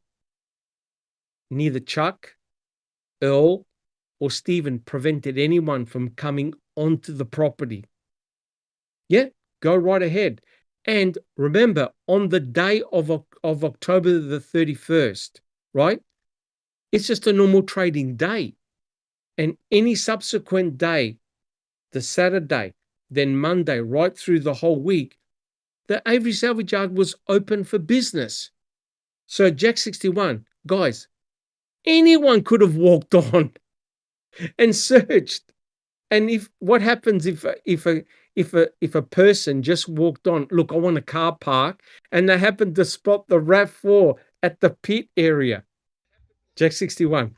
Absolutely. They would have probably inquired. I'm just saying that, I've been in many salvage yards, and you don't see cars like that just run in with the rest of the junk. That would be a separate thing. It could be something, blown engine or whatever, but they would have it separate because it still looks good. Everything is manageable. Yeah, it would. There's no way. No way. Correct. So the important thing is that Earl had no idea that the RAV4 was there. He didn't stop anyone from searching. And both Pam and Nicole gave a story. Look, we're trying to find Teresa Hallbach's vehicle. And remember what Pam Stern said? It would ease the mind of Teresa's parents if we either find or don't find the RAV4. And remember, even Earl said, hey, look, I lost a nephew, which was Chuck's son. So I know the pain. I know what it's all like. And what did Stephen kept on telling the media? I hope we find Teresa. I know what it's like to lose somebody, right? So everyone was open and honest. No one hid anything. And the last thing you would do is knowing that the press are at your property, law enforcement are at your property, the last thing you're going to do is leave to go to Crivets and leave the RAV4 there. Guys, do you agree? On the panel and in Yes. chat. That's the last thing you're going to do. Yep. Of agree. course. Imagine what was going on through Steven's mind with cops swarming the property, going into his trailer, and he goes, sure, go ahead. The press is there. Flyovers. Poor guy. He had no idea. He was completely clueless, right? Remember, we even showed the video clips. How did that RAV4 get on your property? Got no idea, right? But you've got all these independent witnesses that have come forward, and Tom Sawinski even phoned, was it the MTSO, like on the 6th, one day after? Look, I need to discuss something. He spoke with Seglob. We don't have what is on record, what he told Seglob, right? But you've got all these other independent witnesses saying, I think I've seen the victim's vehicle off the property. So that's all good anecdotal evidence to suggest that the RAV4 was brought onto the property. The mere factor that Pam and Nicole Sturm went directly to the RAV4 is, I hate to use the term, Neverly, but it's suspicious as, you know what I'm going to say? Yeah. Exactly. Alice, do you have a comment? Can you hear me, Doc? Alice. Yep, that's Yes. me. No, it's not really a question. I'd just like to shout out to Vicky Lobisher. She says she's following from South Africa and Welcome. love you guys. Well, hello, Thanks, Vicky. Vicky, and welcome to Foul Play. Glad to have you in our chat. Fantastic. Fantastic. Neverly, thank you, Alice. Neverly, did you have a comment? No, this time I was muted. Oh, No. good. But what comes after the RAV was found, right? This big drama, the tarp, the storm, blah, blah. And then Correct. here comes the brother of the missing person. They didn't find any trace of foul play Correct. in the Correct. car, because if they did, that would have been a mess. Correct. That will Okay. always say the most puzzling statement. Correct. But now we're going to look at how the RAV4 was found. So, guys, keep in mind, was it the Holy Spirit or was it foreknowledge? Jack 61, can we have a look at the next slide? Get ready, guys. Get your bath bags ready. Jack 61, if we can have a look at the next slide, please. You All have right. to tell me. You have to tell me it's which slide we're on, Doc. slide number, sorry, Jack 61, it's slide number 12. It's the one showing the overhead picture of the entrance to the Avery salvage yard. Slide number 12. Let's see if you can get that one. So what we're going to do now is have a look at how and what Pam and Nicole Sturm actually did to find the RAV4. We'll just wait for Jack 61. All right. Do we have, you got it, Jack 61? It's Yeah, slide 12. Yeah, give me a Yep. second. I'll have her popped on screen. No hassles. Do we have any additional questions, Alice, from chat? Alice, we're all good? Yeah, basically, Doc, just they're chatting about just what we've been talking about. All right. Yeah, Okay. not so much questions, just more chat, which is fantastic. Oh, Well, awesome. Okay. This is it. gonna be fucking great. Okay. Now let's have a look at this, right? So this is the entrance to the Avery salvage yard. So right on the top is Avery Road. So Pam and Nicole Sturm, they drive to the Avery salvage yard. Now remember, they were given a map, a camera. They're the only ones that were given a camera, and they were the only ones that were given a direct phone number to Sheriff Pagel. So, as you can see from the entrance of the Avery salvage yard, there were basically 3 roads that they could have taken immediately. What they did is they took the road marked in red, the arrow marked in red. Now, what Pam and Nicole Sturm do, they're in a car, they drive directly to the main office. And you can see the main office, that's where Chuck normally hangs out. That's where customers come first before they go onto the Avery salvage yard looking for a car part. So both of them drive to the main office and park likely in front of the main office, right? Now, according to Pam, they arrive there at about 10 to 10. Now, what is interesting is they don't just go on the property and search. They make a beeline and find somebody to ask permission, right? So they don't just randomly go on. They want to get permission, right? So the important point is this. They're armed with a map, a camera, and the direct number to Sheriff Pagel. They drive in, they are in front of the main office, Jack 61. So begs the question, who told them to ask for permission? Yes. Right? Very good. Very good. Because what did we get say? What was the first thing that we get said, Susan? I was going to say she was a PI, right? Wouldn't she Private know that? investigator? Private property. Correct. So she knew that she had to seek permission because otherwise, legally, it potentially could have been very messy. Neverly, did you have a comment? No, thank you. Okay. So notice they drive in. No problems. They go to the main office. And Jack 61, can we have a look at the next slide, please? Which will be slide 13.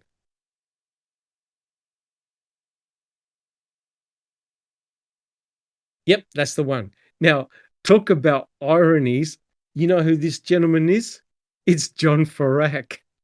And we're reading from his chapter. So John Ferak, he's pictured basically where Pam and Nicole Sturm parked their car, right? This is in front of the Avery's Auto. This is the main office. Now, we know that. I've read the entire testimony of Pam Sturm, and she goes, yeah, it had Chuck and Earl's name on the property, right, on the building. So this is where Pam and Nicole Sturm parked their car. Now, what they did is they entered into the office building, right? They went through the front door, entered in, and according to Pam Sturm, she entered and then exited because there was nobody in there, right? So note, she went inside the office, obviously looked around, couldn't find anybody, and then exited out. She then saw two people in this car park area. And she went up to one of them and said, are you an Avery? And Earl goes, yeah, I'm one of the owners, etc., I'm Earl. So they were chit-chatting with Earl, right? And they told the story that they're there to find Teresa Horbach's vehicle, etc. And what's interesting is that Neverly said a very important point. Nicole hid the camera under her clothes. Now tell me, does that indicate potentially nefarious activity? Why would you hide the camera? They had cell phones. Correct me if I'm wrong, guys, but did cell phones back in 2005 have a camera? Yes? I think so. Some Some of them did. Yeah, some of them did. Mine had a really crappy camera. Correct. But they had a camera. Why did Nicole put it under her clothes? Why didn't she want to disclose that she had a camera at Jack 61? It's deception to me, but I mean, I'm not saying that she knew, but it seems like she knew that the car was there, and they were going to take some photos of it. I don't know that. Is anyone suspicious? And in chat, are you suspicious that she hid the camera? Why? You go on the property. Suspicious, as you know what, who doing what. Yes, correct. if you were just transparent and you were there for the not homeless, but wholesome reason with great intentions, you're really the concerned citizen. Why would you do anything like that? It's just nonsensical. And it, as Jack said, shows deception. All right. But was it a danger that if Earl saw the camera, he'll say, get off my property? Is that a possibility? Were they in actual fact scared that Earl would have turned them away? Jack 61. Maybe. I don't know. That's a great question, and I can't fully answer it because I mean, I don't know that Earl would have necessarily suspected anything because she had a camera. He might have, but I really can't answer that question. I don't know. Neverly. Yeah, because how many people were there, and was he checking for cameras and kicking people off? I don't think that he would have. No. And Darkside says, yes, why hide the camera? Also, why even take the camera in the first place, really? Yeah. Look, guys, can't you see? It's obvious, right? Think about it. Ryan Hilligus gives Pam Sturm a camera and Sheriff Pagel's direct phone number. Is anyone not suspicious already? How the hell did Ryan Hilligus ever think that they were going to find something on the Avery salvage yard if Ryan Hilligus didn't already know that it was there? Jack 61. That is the question, and we know that he's very deceptive. and he'll lie at the drop of a hat. He lied so many times from the time this started until the time it was done. It is countless lies about somebody that he said he loved at one time, many times, I'm sure. Why? Yeah, Why would he do that? Ryan Hilligus has been very, very deceptive for a lot of things. Susan. I suspect that Puggle was there that morning when Pam Yes, he arrived. was there. He was there And that morning. was still there, yeah, when she got there. And He I was there. think Puggle probably pointed out on the map, Pam, if it was me, this is the way I would search this place. I would start on this end, go all the way down, get all these cars, and then, do it this direction. And I think he gave her the camera, was his idea. Well, I think isn't Puggle was the one that knew the RAB was there. And, since Ryan was unofficial law enforcement, he probably filled him in Yes. too.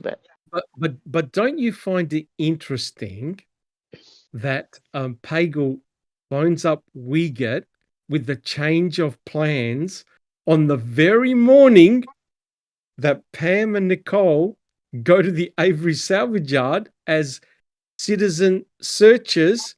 It's too fucking coincidental, guys. How can Yeah. you have a sudden change in plans where Pagel knew he was at Teresa's house and he knew because he was coordinating with Ryan the searches? Yeah, he got them to head that direction. Mm-hmm. Yes. So if Pagel knew that someone was heading out to the Avery salvage yard, he goes, this is a good opportunity to bring in the private citizens searching the Avery salvage yard. And lo and behold, have a look at this. We find the RAV4. Alice, do you have a comment? Yeah, but I mean, not only that, Doc, when it comes to Ryan Hilligus, you've got to remember he says that he's never been on the property before. Correct. So if he's never been on the property before, then he wouldn't know the layout of the property. He wouldn't know that there's a barn there. He wouldn't know that would be where to look for the car. But like you're saying, Pagel knew where the car was. He flew over it. He flew over the property. Yeah, He flew exactly. over the entire property. Yeah.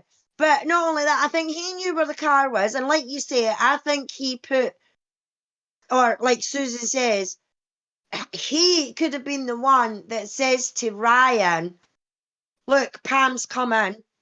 Because you've got to remember, they all met up at Teresa's house, so they knew who each other was. So Correct. Pagel has turned around and said to Ryan, right, Ryan, Pam's coming. When she turns up, here's my number, there's a map, there's a camera, give them name and send them in that direction. And I think that's my speculation, that's my opinion. I agree with Susan.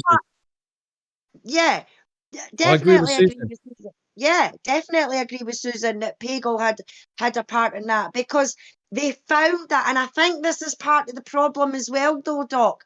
I think the fact is that they found that car too quickly. Oh, it's ridiculous. It's ridiculous. Yeah. But all Pagel had to do, all Pagel or Ryan had to do was point a finger at the X marks the spot. That's it. They never even had to say a word. So everyone's got plausible deniability. All they had to do was point to an X on the map and say, here, this is where you need to go. This is where you need to go. Neverly. Yeah, I was going to say something, but never mind. Okay. Susan. Does anybody remember what time the change of plans call was? That morning, and in actual fact, it would have been pretty close. It was about 9:30, if I remember right. I'll look. Right. You see, so everything happened before Pam went out there. Before it was she got there. Right after he met with her. Yes, Yeah. around the same time. Everything's happening around the same time because when I read the transcript, Pagel said, and Wiegert said, we were just about to leave the office when the dispatcher called us back in because someone found the RAV. And you think to yourself, wow, talk about timing, right? So quite clearly, Pam Sturm went in there too quick. You understand? She went in there too fast. But there was another problem. Those 5 women allegedly found the RAV before Pam and Nicole did. Because the MTSO officer told them, you're not meant to be on this property, get off. Alice, do you have a comment? Yeah, but it's just slipped my mind. What was I thinking of? That was it. Exactly, Doc. She found it too quickly, right? They found it, Correct. in my opinion, they found it too quickly. But not only that, what I think has also happened is, and I've seen a few people in chat comment on it as well, and I've had their thoughts as well, is that Yes. because she had Pagel's direct number, they've found the RAV, they've phoned Pagel, and they've went, Yes. what you doing? You're not supposed to phone me on this. You've got to phone me through dispatch so that it gets, so that it gets recorded. And then Correct. she phones Pagel through dispatch. Then it's getting recorded, and then you've got her giving, I think we found the RAV. It's the Yep. greatest news. Can you tell Correct. me the colour?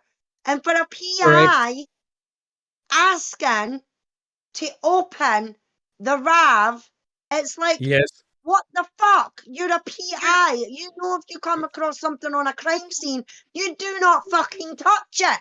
But yet you're Yes. asking to Yep. open the fucking motor. Are you stupid? But not only that, they actually did move the hood. They actually moved the hood from the back of the RAV. They even admitted that they moved the hood. But let's get into this journey here. Neverly, did you have a quick comment? Yeah, how many cars did you say they checked out thoroughly 50. before? 50. 50, right? 50. Yeah. Correct. Which I don't believe they did, right? Me neither. So if we have a look at the next slide, Jaxie's one, which is slide number 14. Do you have that one? It's the one with the poster inside the office. This is slide 14. Yeah, that's the one. That's the one. Now, if you think things were bizarre, just wait till you see this, right? So this is a still from a walkthrough, a video that was done on November the 6th, 2005. This is a walkthrough video. And one of the stills shows the endangered missing poster that was stuck on the wall. This is the front desk. So someone came in and stuck this poster on the wall. This is the office, the desk.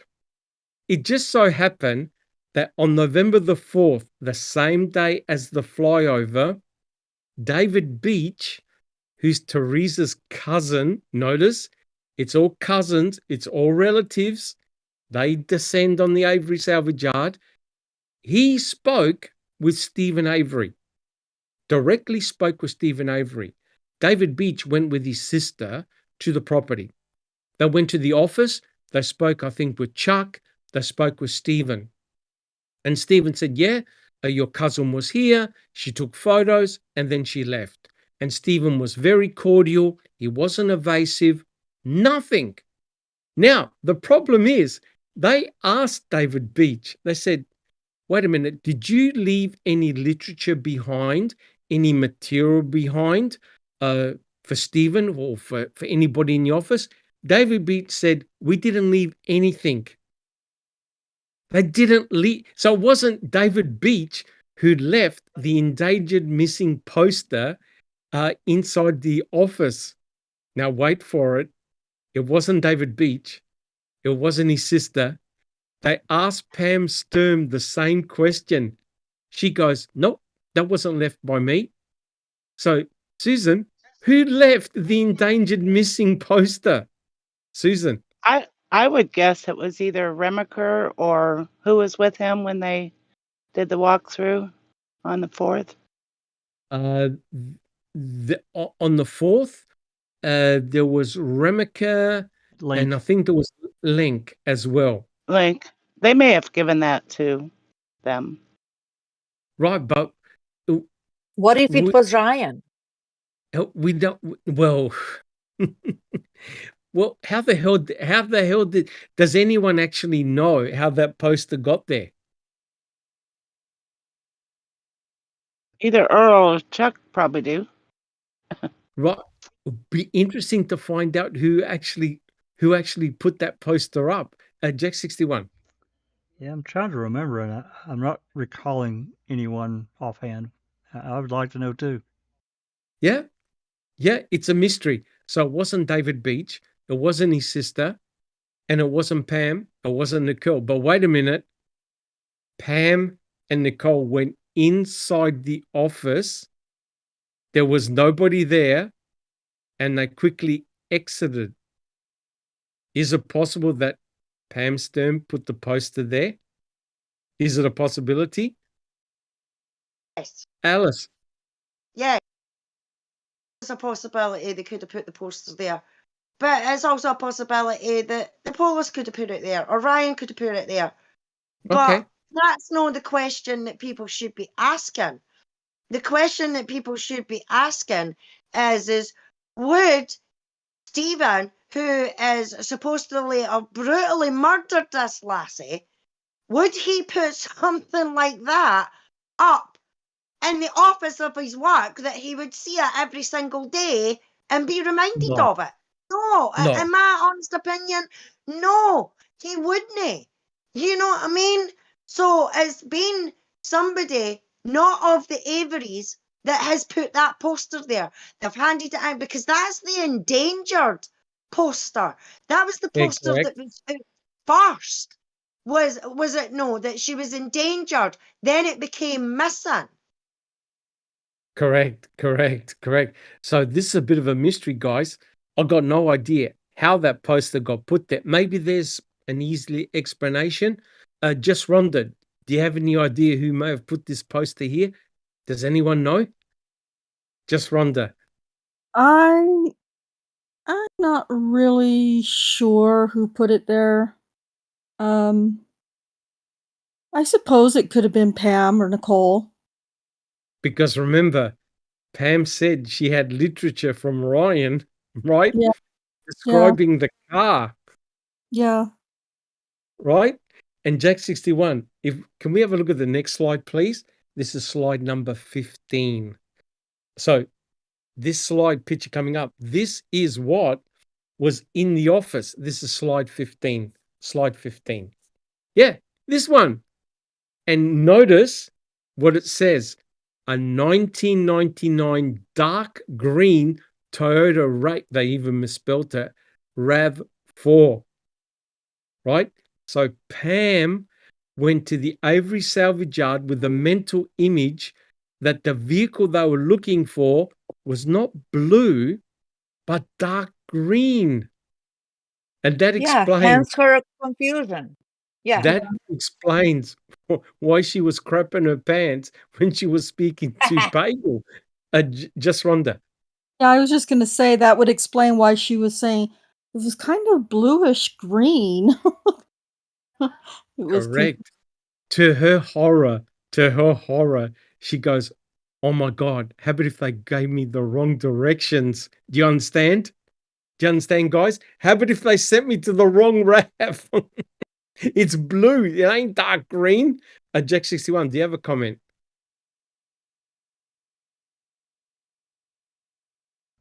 Yeah, she, as I recall, she said, of course, she was all in angst, as you guys have noted, but she said it's more blue than green, or something to that effect. I'm paraphrasing.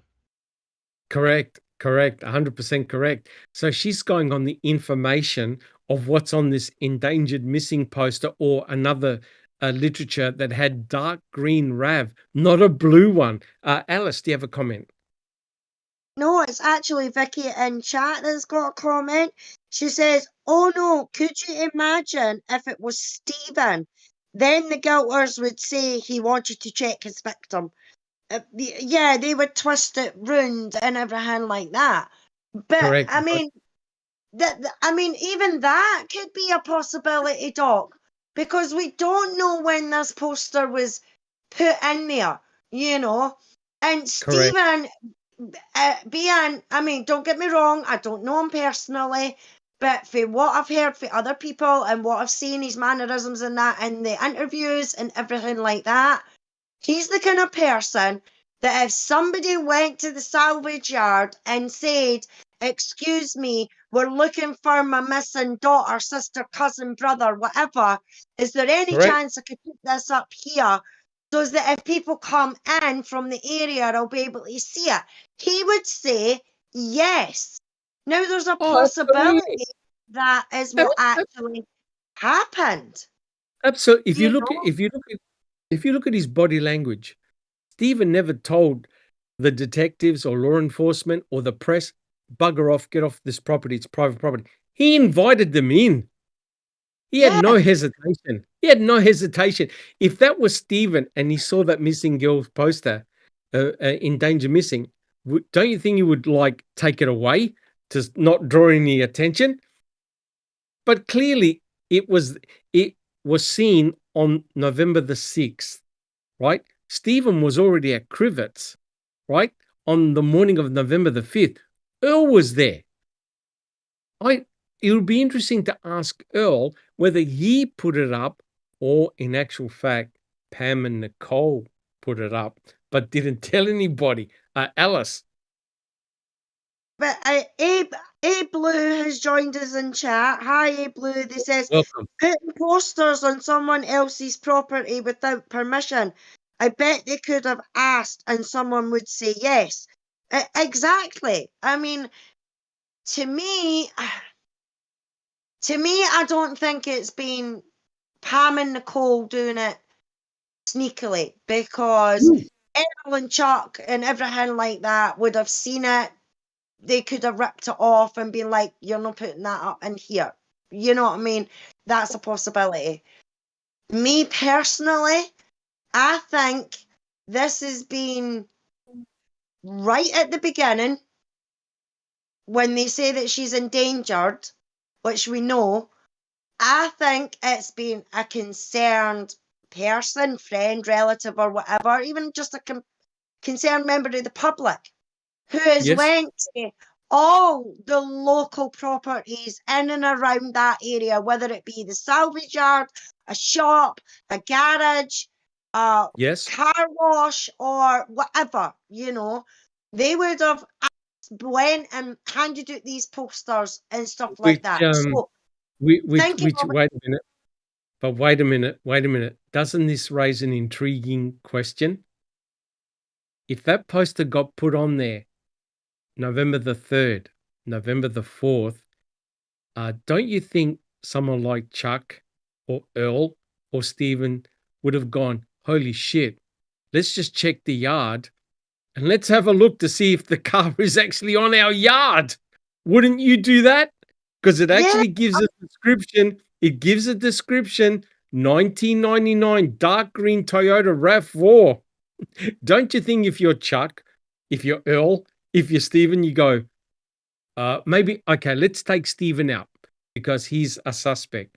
But if you're Chuck and Earl, wouldn't you check the yard? It'll take you, what, 20 minutes by car? Wouldn't you just check to make sure? Of course you would. Of course you would. That's what pisses me off about this whole RAV situation on the frigging property.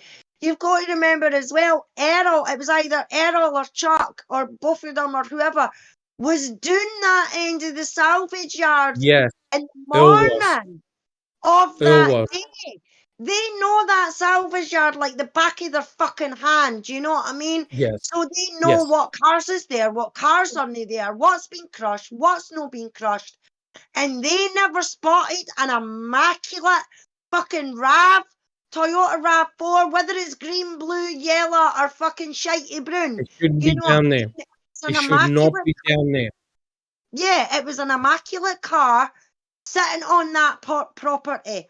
If they've been doing there early hours of the morning, say what, 6, 7, 8 o'clock in the morning or whatever, and they've no noticed that, then there's something fucking wrong. You know what I mean? It really is, because they don't know their salvage yard like they should. Because that motor would have stood out like a sore thumb. Oh, correct, 100%. And don't forget, the missing posters were everywhere, and it was on the news. So people would have known that Teresa Horbach had gone to that property, right? So there were other people looking around, looking for car parts. Nobody mentioned seeing a RAV4. Susan. I'm curious why law enforcement didn't ask for permission to search the property. Because think about it. Stephen Avery, from the get-go, has been saying, the cops are setting me up. Imagine if the police went directly to the Avery salvage yard and then found the RAV. Well, the fact that she was there that day, Yes. you know, would give them probable cause, I would think. I mean, they could even try and get a search warrant. Yes, but they went inside Stephen's trailer. They found no nefarious activity. They already went in there.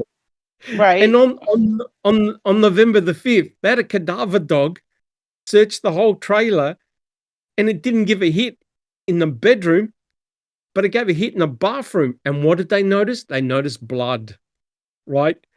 They were thinking, oh my God, this is Teresa's blood, but it turned out to be Stephen's. So prior to that, they'd already been in his trailer. He said, yep, come in, check it out. No officers, as far as we're aware, searched the salvage yard. But on November the 4th, they flew over it. They never saw a RAV, right? So they went over there. So they had their suspicions, but they couldn't find the RAV from the air, right? So the question is, who put the poster there? And why didn't the police immediately go to him and say, we want to search your property because we heard a rumor or a tip or whatever that the car's on your property or that Teresa's here? They never did. They used a third party. They used Pam and Nicole Sturm, likely Pam, to find the RAV. I'm telling you now, it wasn't the Holy Spirit. They knew the RAV was there. But the question is, who told them? How did the RAV get there? That's the big question. Susan. They also knew it wasn't there before the 5th. 100% correct. And that's why Baresh, Sawinski, no matter what you think of them, their affidavits are potentially very concerning, because everything now makes sense, right? They don't see the RAV on November the 4th during the day. On November the 5th, it's now suddenly there. Both Sawinski, Baresh are saying, I think I saw the victim's vehicle on the early hours of November the 5th, which now makes perfect sense. Now, think about it. Sheriff Pagel could have said to Ryan Hilliges, we flew over the property, we didn't see a RAV, don't waste your time. But he never did. They never did. Pam said, I want to search the Avery salvage yard. They asked her, why? She said, that's the last place she was seen. Uh-oh. Guys, any comments?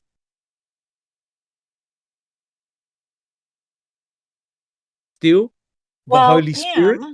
The Holy Spirit? Yeah, the Holy Spirit strikes again.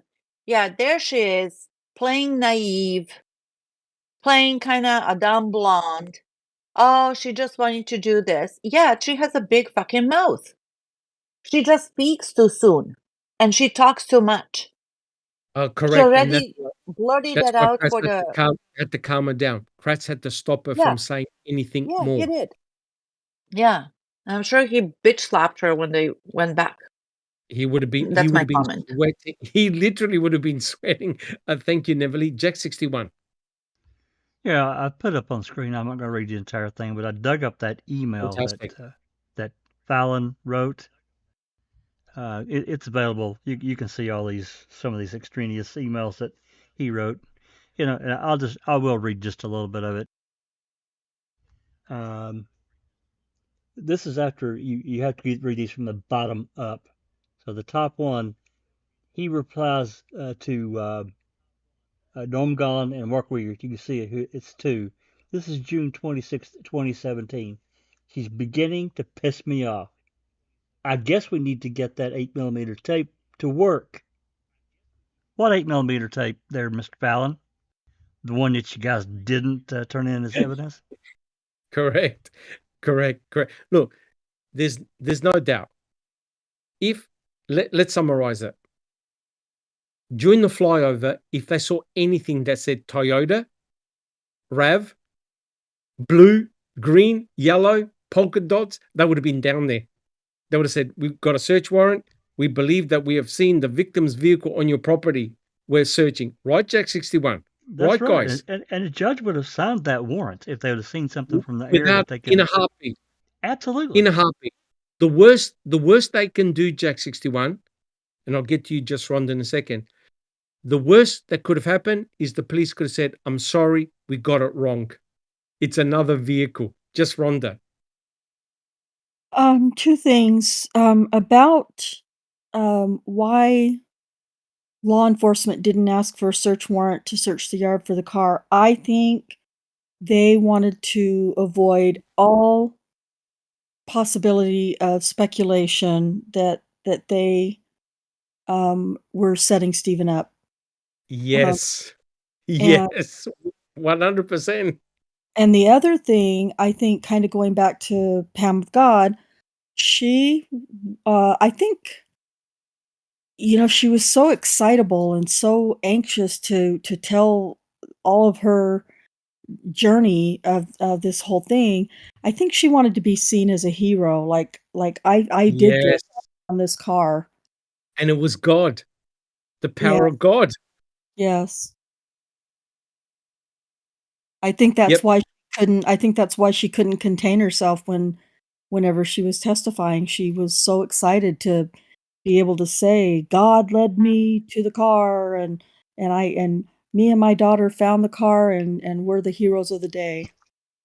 Correct. Thank you, Just Rhonda. I agree 100%. Susan.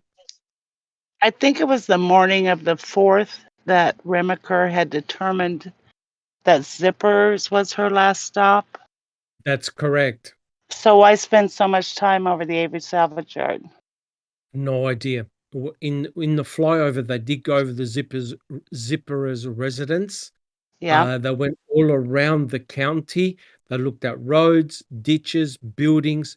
They found no sign. Now, remember, Cuss Road is a very heavily forested area. You can hide anything in there. You're not going to be able to see it because of the canopy of the trees, right? It's very dense foliage. You're not going to be able to spot anything.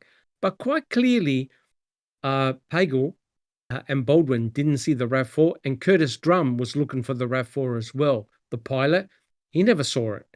And what is very interesting is that Curtis Drum said, if they found something, they never told me. In other words, they kept very quiet. Both Pagel and Sturm kept quiet. Drum said, no, they never said anything. If they saw it, they found it, they never uttered a word.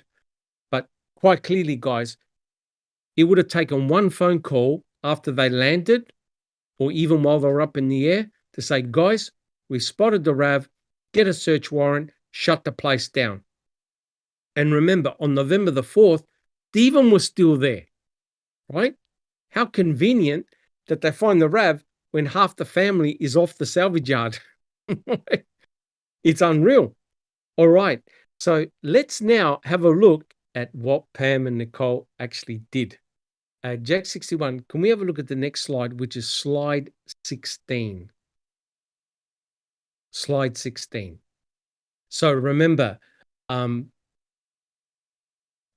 and Nicole come into the office area. Now, I've drawn 3 arrows, and even Pam said we had 3 alternatives on where to go. Now, look at the arrow towards the bottom arrow. That's a nice, clean gravel road. That leads you directly to Stephen Avery's property, right? If you follow that gravel road, that's where Brendan and Blaine Dassey walk down to go to their house. Does Pam and Nicole go down that way? Nope. They don't go down that way. There are cars down there and there are buildings down there. Now, if you're a private investigator, correct me if I'm wrong, guys, but wouldn't you think, jeepers, maybe they hid the car in a building? Maybe they've covered it in a tarp or they've broken it down to parts, whatever. No. Pam and Nicole don't go and check any buildings, right? They've spoken with Earl. Earl's given them permission. So they don't take the bottom arrow right down the bottom, which is the easiest path to go, right? They would have gone past buildings. They would have gone past vehicles.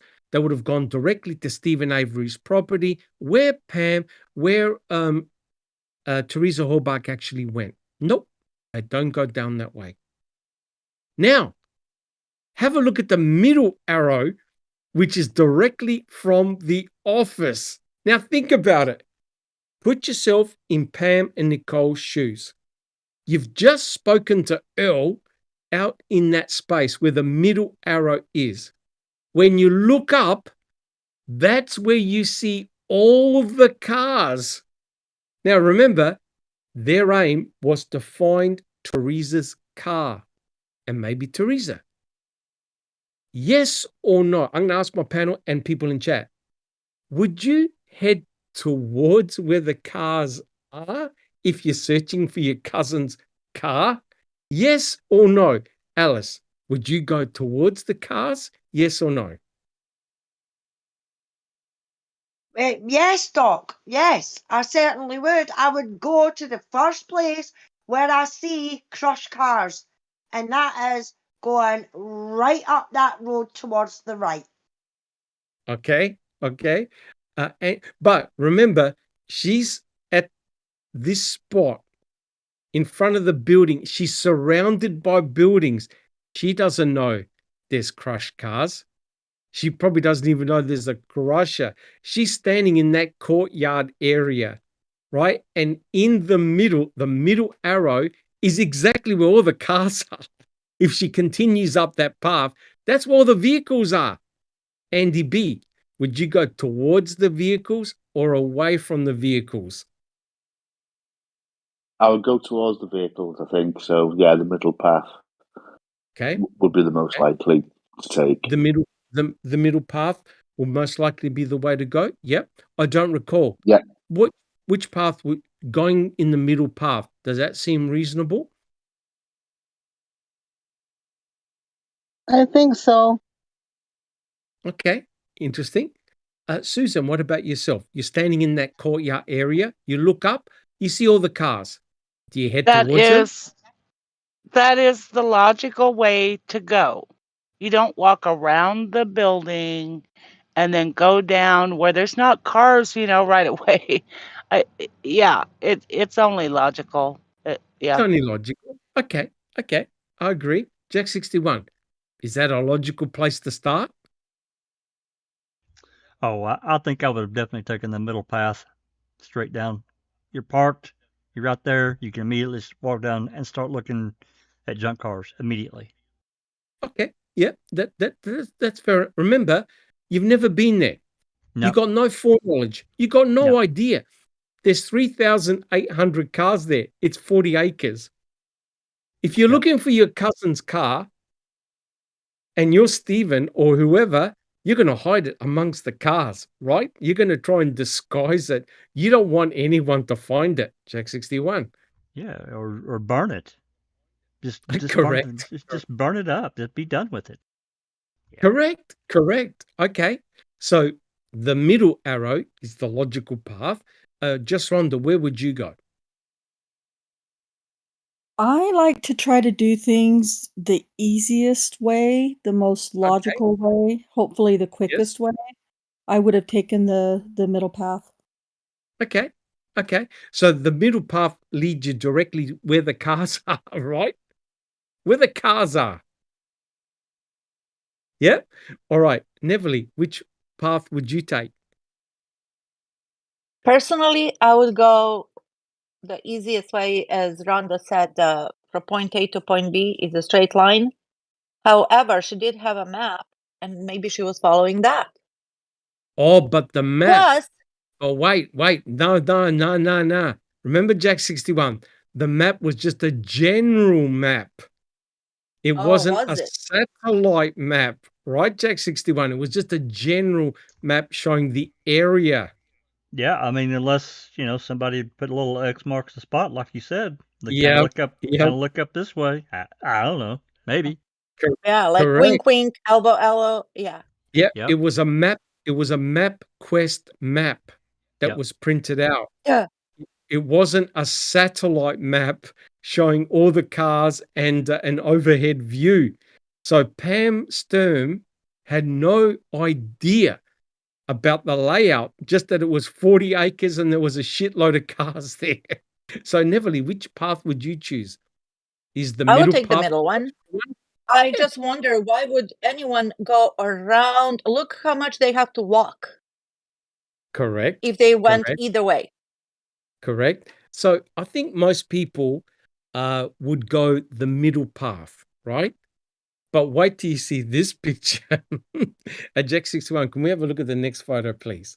So if you're there, right, you would tend to, this is 17A.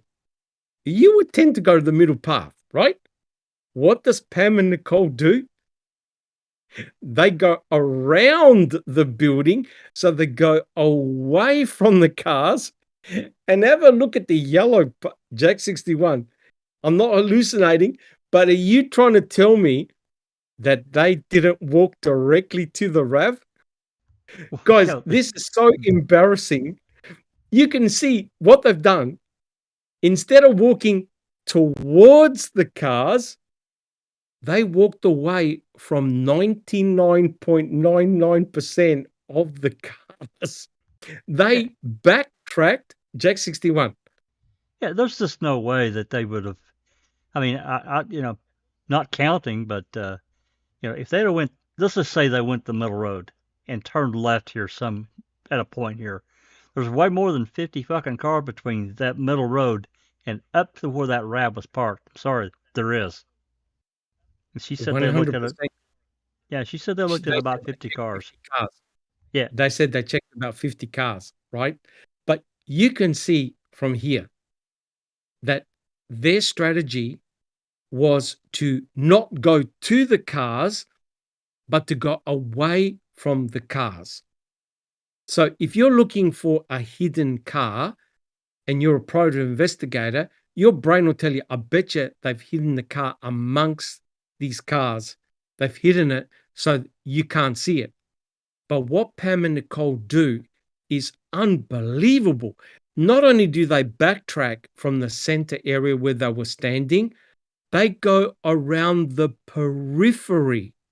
So guys, quite clearly, if Pagel or Ryan or somebody else said, all you do is go straight down and turn right at the end. Guys, can you see that's the only instructions that needed to be given to Pam at Jack 61?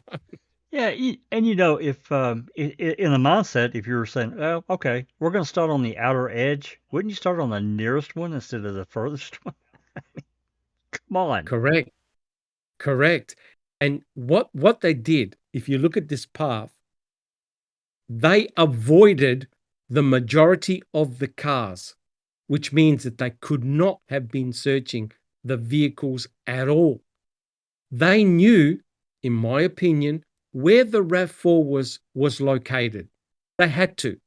But note, they backtracked. The logical step is you go in the middle path And there's roads, right? There are roads. The cadaver dogs did the same thing. They checked all the rows. What Pam and Nicole did was that they backtracked and went around the office building and walked straight down. They walked past the crusher, past the crushed vehicles, and they walked directly to the RAV4. Right? There's no two ways about it, Susan. I've always been curious. Can you get up on that ridge where the RAV was from either end there, or can you just go from the left side? Can you also drive up on the right side? I think without having seen, apparently over time the ridges got bigger, but the dogs went over the ridge. The dogs went over the ridges. So, but to drive a RAV, you would have to go see where that conveyor structure is towards the right-hand side. Yeah. There's that metal structure. If Jack 61 can slightly blow it up, that's likely where the RAV4 came in from. Because but what I'm saying is, can you come in from the right of the pond? Can you get up there? That I don't know. Without actually being there, whether that's drivable. You mean driving? Yeah. Go over by the pond, by the RAV, Jack. Yeah, that I don't know. Yeah, that I don't know. Whether it's accessible. It looks like you. Well, maybe not. It's hard to tell. I think there's I don't think it's drivable up in this area here. I don't know. I mean to the right over there, like where you enter. To me, it looks like it could, Susan. To me, it looks like you could get a motor up there. There's access roads. There are access roads. No, Jack, below the white station wagon, like here. Yeah. Right there. Right That's up. an entrance. You could drive in there. You could get a fucking bus in there. Never mind a Jeep. Yes, there's an access road. There's an access road there. I'm just saying they may have walked in front of these vehicles and then walked up this direction instead of the back side. Are you talking about those 5 girls? No, I'm talking about Pam and Nicole. Oh, you mean when they... No. Because they said they looked through these cars. Oh no, they're further back. No, it's not. When you read their description, you don't know which vehicles they looked at. They merely could have walked past 50 vehicles. You don't know. Aye, that's exactly what they did, Doc. They walked past 50 vehicles. There's no way they searched 50 vehicles and then found the RAV in 20 minutes. You know what I mean? There was only 2 of them searching the motors at that point, apparently.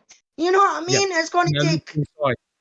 It's going to take longer than what it took them to, to search 50 cars and then to find that RAV. But Susan, in my opinion, I think they went directly where Doc's got that line. They went right down there. They didn't even bother looking at any cars, but they had to say that they searched some cars so that it didn't look too suspicious that they went there at the time that they got there and then found the RAV within that time.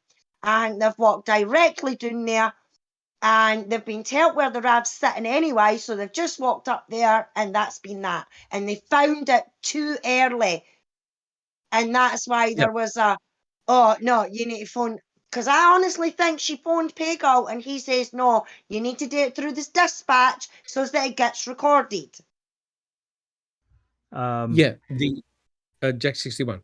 Just briefly, if they were in the parking lot here in the lower left where my cursor is, and they walked down they could have taken some of these other paths, but now I think this one.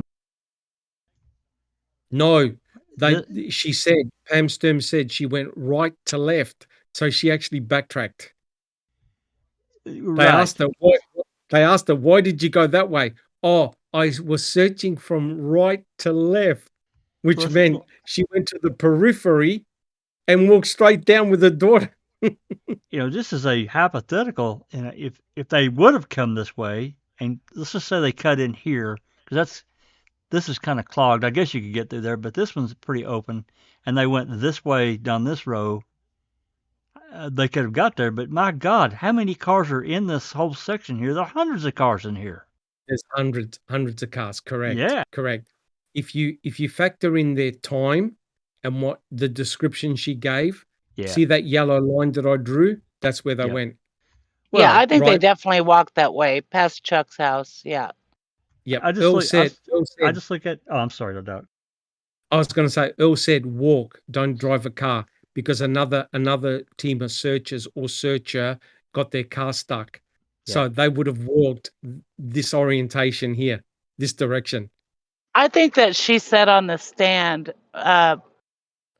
the car's right by Jack's cursor right now. That group. Oh, you moved it. Here? The one's pretty much in front of the pond, kind of. No, further up, Jack. Up here. Further down. Further down. Yeah. Yeah, those and the ones right below them. I think those are the ones Pam said they looked through. It could be, because remember, Nicole was in front of Pam, and she had to call Nicole back. So the question is, it's likely that Pam knew where the RAV4 was. Nicole didn't, right? Because remember, when Pam walked up to the RAV, she says, oh, it looks like it's camouflaged, right? And she noticed that there were no number plates. Jack 61. And had that shit stacked all over it, too. Correct. Well, I just try to look at it as the reasonable person, and their problem is, as you said, it's time. Now, if it had been 11 or 11:30, okay, when she made the call, okay, you've had time to do some searching. Jesus Christ, 10 or 15 minutes? No, I'm sorry, you might have walked past and kind of looked, but if they would have taken that path or this path, it's right there. Jack 61, even if you take 1 minute to look at each car, that's 50 minutes. That's right. There goes that theory, right? Now, she's a private investigator. She's obviously looking for potential number plates, hint. And isn't it funny? Had Pam Sturm gone down the first path, she would have looked in the station wagon, and she would have likely have found, if Stephen had put them there, the number plates, but she didn't. Nope. She went straight towards her cousin's RAV4, right? Which tends to indicate maybe the number plates weren't there yet, right? Or maybe they got planted on the 5th, the same time as the RAV. Susan. Isn't there a fence on this side of it where the plates were? Yes. But you can look into the station wagon. You can just walk up to the station wagon, right? Because that's exactly how the firemen found it. They looked in the station wagon, and the window was broken. They looked straight into it, right? Jack 61. Yeah, I think it's this one right here. It's the station wagon, correct? I think in that spot. Yep. Yep, in that spot. And that's where they found the can of Mountain Dew as well, right? And Stephen drinks Mountain Dew. Wow, how coincidental. Yeah, really. Right? So quite clearly, guys, in my opinion, it wasn't the Holy Spirit. She knew exactly where she was going, to a place that she's never been before. Both her and her daughter walked directly to her cousin's RAV4. So Jack 61, can we have a look at the next slide, please? Right? Can I just say something? Maybe we already did. I'm sorry. But now looking back, Vision is 2020, right? If she knew where the car was, this would be the most logical path to go. If she knew. Correct. We agree. There was no... So there was no steering left or right, up and down, or whatever, getting lost or whatnot. Yeah. She just went straight up to that. Right, straight to it. Susan. Yeah. Vicky Lobsher says, would you check a vehicle if it's not the RAV, though? Well, they were actually Yes. looking. They planned to look Yes. in every car to see if She Teresa was even in the said, car. yes. Yeah. What she said during the trial, our aim was to search for every vehicle for Teresa, because you never know. They could have hidden a purse, they could have hidden personal possessions, a cell phone, part of Teresa Hallbach. Who knows? That's why they opened up all the hoods, right? They wanted to check to see if Teresa Hallbach was in there. She said on the stand, we would have come back the day after and continued our searching. Remember what she said to Kratz? So her intentions was, well, allegedly, was to search every vehicle. But quite clearly, she couldn't have. Her path was straight to the RAV4. Timing, if she said, my daughter and I were on there for 4 hours, I'll believe her. But when you find the RAV in under 20, 25 minutes, considering that she spoke with Earl and had to backtrack, that's a record finding the RAV. Susan. It's just crazy that two people thought they could search that salvage yard, period. Oh, 100%. But you see, that's why Pagel, you said the right thing. That's why Pagel said, change your plans. We want to get the volunteer searchers. There probably could have been a group of 20 or 30 waiting next to the Avery salvage yard, ready to come on. You get the idea? Which tends to suggest that Pagel knew where the RAV4 was. They got a tip. They knew it was there. Pam of God with Nicole jumped the gun and went in too early. Guys, would you agree? She went in too early. Yeah, I agree.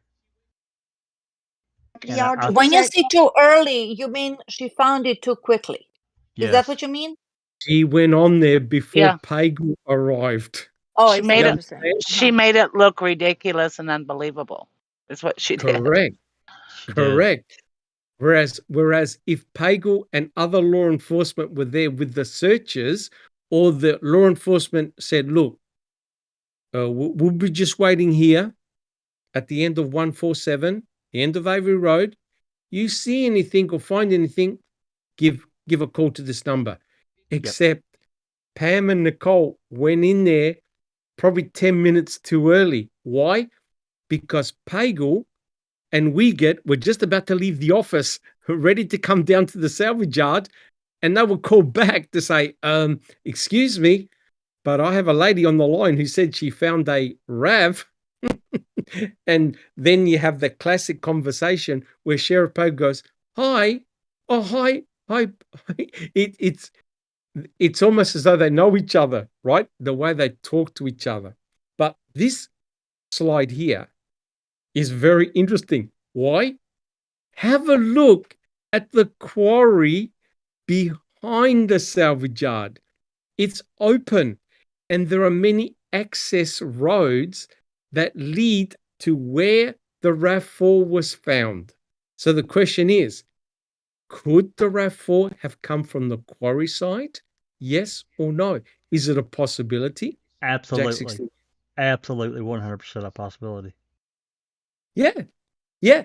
In actual fact, when we go through the dog tracks, that's exactly where the dogs go, into the quarry.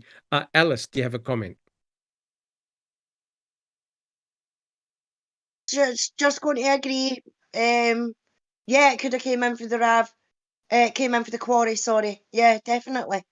The way it was back then, there was multiple access points onto the Avery salvage yard. Yes. And remember what Siebert said? He observed two vehicles, a Jeep and a car looking like the RAV4, enter in from the quarry area. Right? And only the Jeep left. What does that tell you? Jack 61. Yeah, if you follow this bottom road down, you can see Barb's trailer here, and if you go on down to the right of that would be Stevens, and then if you go left from Stevens, that's down the cornfield to Cuss Road. So Correct. we can't see it from this photo, but it's up here to the on up and to the left. So it's right up there. Correct. And you know what the worry is? Baresh's observation of seeing the RAV4 go on Highway Q.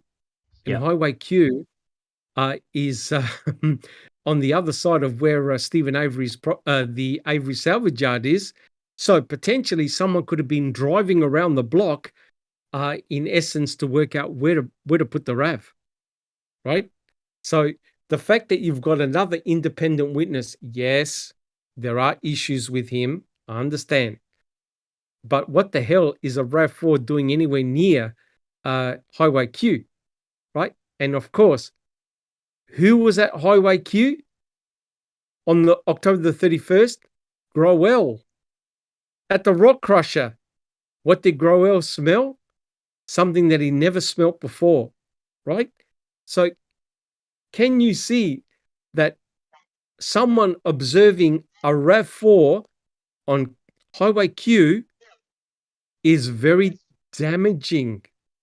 Do you understand that, guys? It's damaging. Susan. Yes.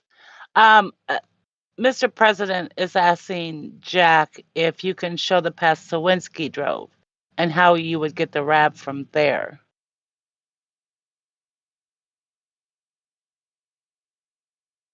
That was straight up Avery Road and past like the same path that yellow line. Yeah. So if you go back, Jack 61 on slide 16. If you go back to slide 16, you can actually see the end of where the bus would have stopped.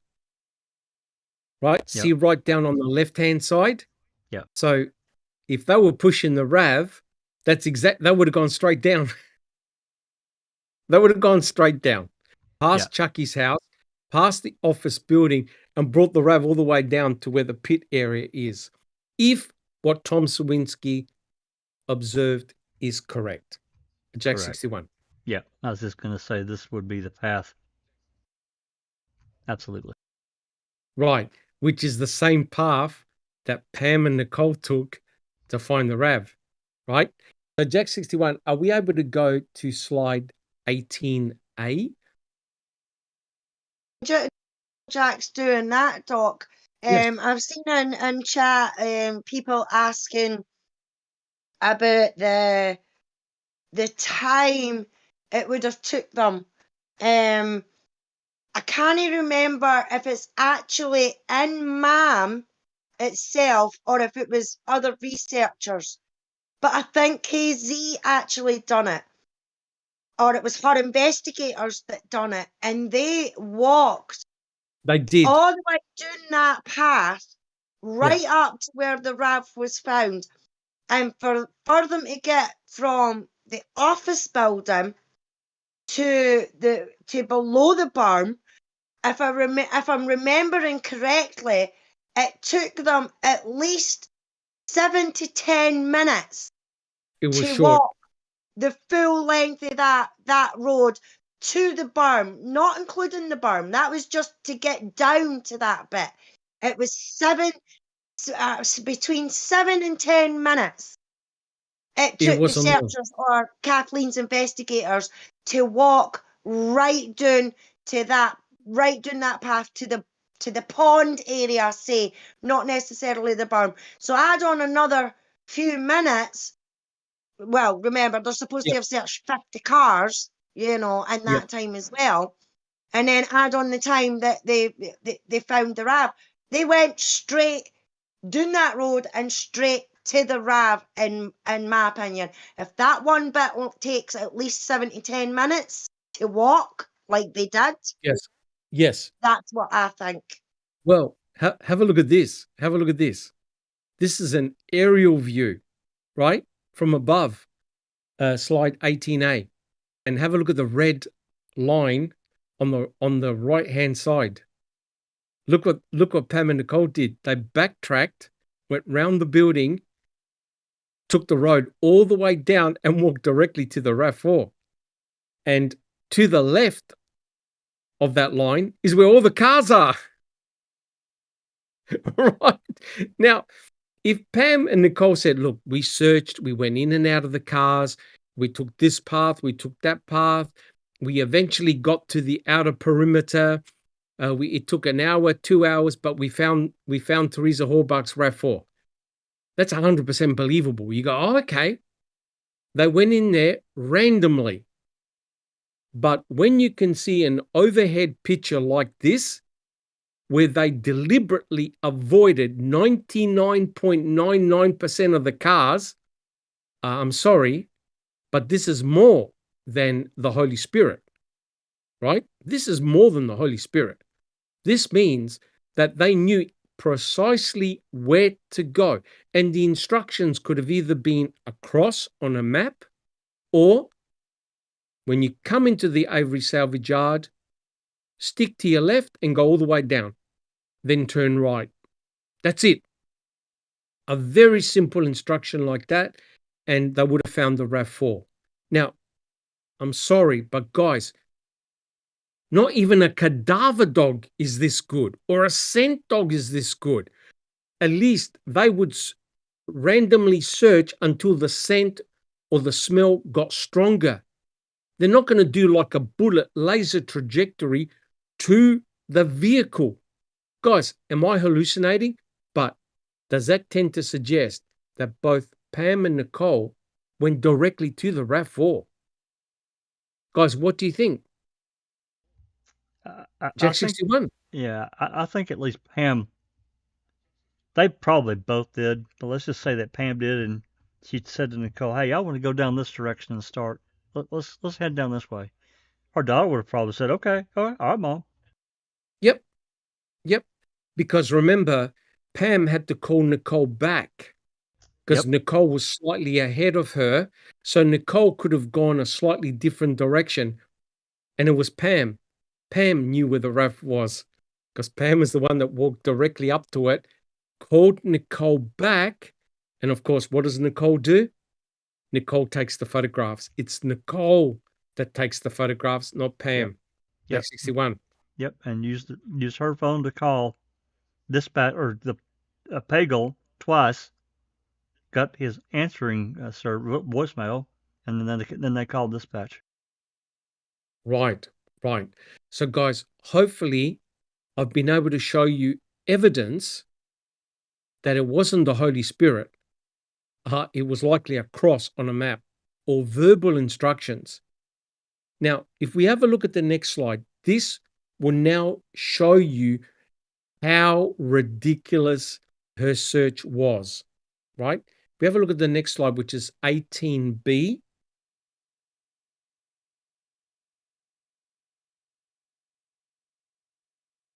Yeah, have a look at this. These are all the vehicles that Pam and Nicole avoided. In other words, she avoided 99.99% of all the cars in the Avery salvage yard, and she's never been there. Same with her daughter. This proves to me that it wasn't the Holy Spirit, it wasn't God. She knew exactly where the RAV4 was. And her aim was to go to the RAV, photograph it for evidence, as proof, and then call Pagel to bring in everybody. Jack 61. This is a testament to it right here. This is the tale of the tape, and it's embedded. And I think she, as you pointed out, she jumped the gun, got in a hurry, got flustered or whatever, and let's get this shit over with. Come on, let's go. And went right down to that damn RAV. And what happened? Here's the telltale sign. She started to get scared. Yeah. Remember? She started to, instead of being elated, oh my God, I found my cousin's RAV. Yeah. Yes, we've cracked the case. She started to feel scared. And what did we say? If you're scared, call 911. We're coming down. Yeah. Right? So she's basically saying, oh shit, they're going to find out, they're going to get really pissed off. And so you've got this bizarre situation whereby you've got two groups of people, the 5 ladies, friends of Teresa, who find the RAV4 in the southwestern corner. That can't be right. And you've got Pam and Nicole who find Teresa's RAV4 in the southeast corner, right? Clearly, that's where the RAV4 is because that's where it's photographed. What the hell are those 5 other searchers? What did they find? They must have had leaflets. There's no other Toyota RAV4 on the property. So what the hell? Was the RAV4 moved? Did someone move it? What's going on? Anyone got any suggestions? How can you have 2 group of searchers both finding the same vehicle in 2 different locations? Anyone got any idea? Jack 61. Yeah, I don't know. It's another real anomaly because I'm almost positive, and I didn't look and I should have, that there's a newspaper clipping, I think Jinx found it, with a report talking about the car being found in the southwestern corner. Southwestern corner, correct. And that's why Buting even asked Pam, which area? Southeastern, right? So I want to ask the panel, we'll finish up soon. I want to do a couple of more slides. I want to ask the panel and people in chat, have I convinced you, only by using official photographs and testimony, have I convinced you, have Neverly and I convinced you that Pam's finding of the RAV4 is not from the Holy Spirit, but it was foreknowledge? She knew exactly where it was. Have I convinced you? Have we convinced you? Alice? You sure have, Doc. You sure have. Thank you. And DB? Yes, especially with the at Teresa's house with like Pagel within half an hour of each other. And that's a big suggestion that talks happen there. Thank you. Thank you. I don't recall. Yes, sir. I have. Yep. Susan? Well, I do think that they probably looked in a few cars first on the way. I think they were directed by Poggle of which direction to look. And make sure you check the ones up on the ridge up there. That kind of thing. Yep. But I think they had time to look in a few cars prior. Okay. Thank you. I don't think Pam knew for a fact it was there. I think Poggle directed her to it, but not saying it's right here. That's what I think. Okay. Jack 61. Yeah, I think, reasonable conversation without him giving too much away. I feel certain that he knew, and he just gave her a general direction, like Susan said. Check a few cars out. You probably want to start up there towards that crusher area, and that's what they did. Because timing-wise, they didn't have time to do anything else. Yep, which is very interesting, right? Yep. Because they did the flyover on November the 4th, so they knew the layout of the salvage yard, and all Pagel had to say was, "Oh, jeepers! If you go straight down this road, there's the crusher. Maybe it was Stephen's intentions to crush the RAV. And oh, by the way, while you're there, just check the ridge area where the pond is. Boom, done. That's right. Done. Yep. Oh my God. Just wonder, have I convinced you? Is it the Holy Spirit or she knew? Well, I definitely don't think was the Holy Spirit, and like Jerry Buting said, not that I don't think it's possible, but I don't think it was the Holy Spirit. I believe she knew where to go. Even as a general direction on where to go, right? Because it's a square. The Avery salvage yard is a square. All Pagel had to say was, go straight down, check the crusher, check the vehicles, check the pond, boom. That's all you have to say. And Neverly. For knowledge, all the way. Yep. And guys, what we'll do a couple of more slides, but check out what Pam says to Pagel, right? So if we have a look at the next slide, now Jack 61, do you see the slide? Yeah, that's the one. What Jack, number? this is slide number 19. Yep, it's up.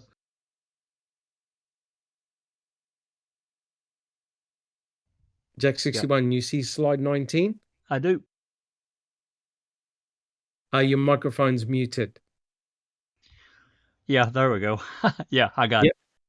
Would you like to read the part of Sheriff Pagel and also Mark Wiegert? And Neverly, would you like to be Pam Sturm, the caller? Sure.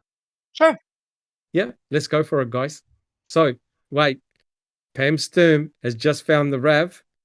Her daughter has just photographed it. She now phones up the sheriff. Let's go for it, guys. Hi, this is Sheriff Poggle. Oh, Sheriff Poggle. Hi, this is Pam Sturm. I'm on the search for Teresa Hallbuck, and we found a RAV4. You did? It's a bluish green, though. It's more blue than green. We just wanted to know if you got the VIN number for the vehicle. Yes, we do. We do have a VIN number. Talking to dispatch, can you get the VIN number? The only thing is I can't find it on the...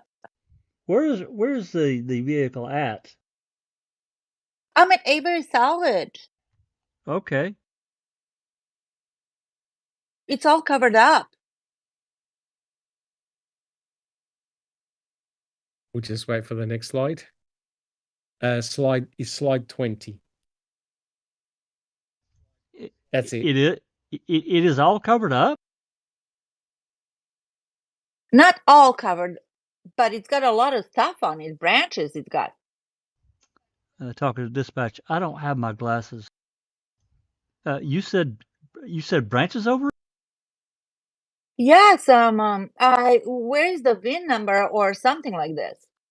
The VIN number would probably be on the win or underneath by the dash, driver's side.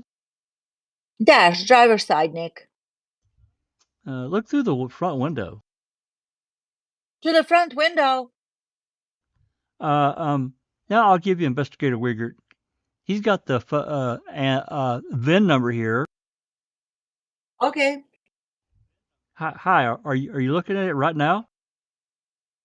Yeah, we can't find the VIN number. Well, what color is it? It is bluish green. Does it look like a newer one? Yeah, it's the 99 or 2000. How would you know? Is there any? Is there more? It's more bluish green, though. That's why we don't know.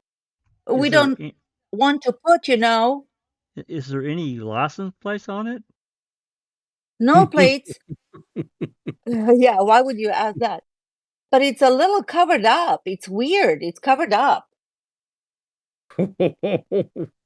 Now, did you like the casual conversation between Pagel and Pam Sturm? Hi, this is Sheriff Pagel. Oh, Sheriff Pagel, hi, this is Pam Sturm. Is anyone a little bit suspicious of that? Yeah, I'd be flipping out. If I was Pam, I would have been definitely at that point been flipping out. If it was if it was anyone and I was helping to look for them, it didn't even have to be any kind of relation, right? Correct, 100% correct. My God, that's finding a needle in a haystack, and they were just having a casual conversation.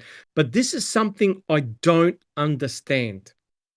The statement by Pam, where she says, it's more of a bluish green though.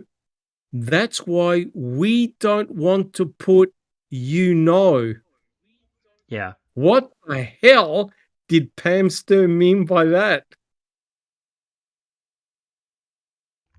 Yeah, we questioned that a lot. I remember back in the day. And how would she know if it's 99 or 2000? She's that good with cars? I got no idea. What did Pam Stern mean by that? We don't want to put Yeah, Yeah. we questioned that a lot back in the day. That was a point of real contention. 100%. Come on, chatters. What do you think? Yeah. We want some What ideas. about people in chat? What do you guys think? What? Suspicious. That is incredibly suspicious. And notice how we get immediately changes the conversation by saying, is there any license plates on it? Right? Is Yep. there any license plates on it? Check 61. That's right. You know, we suspected for forever, and it's even still some suspicion that they had blood from somewhere. Yep. And don't know that, but Yep. That's a very, very bizarre type of conversation. But I'll tell you what is even more bizarre, and we'll finish on this. This has got me convinced that Hagel and Uyghur knew that Teresa Halbach was dead. Let's have a look at the next picture, Jack 61, please. That's picture number 21.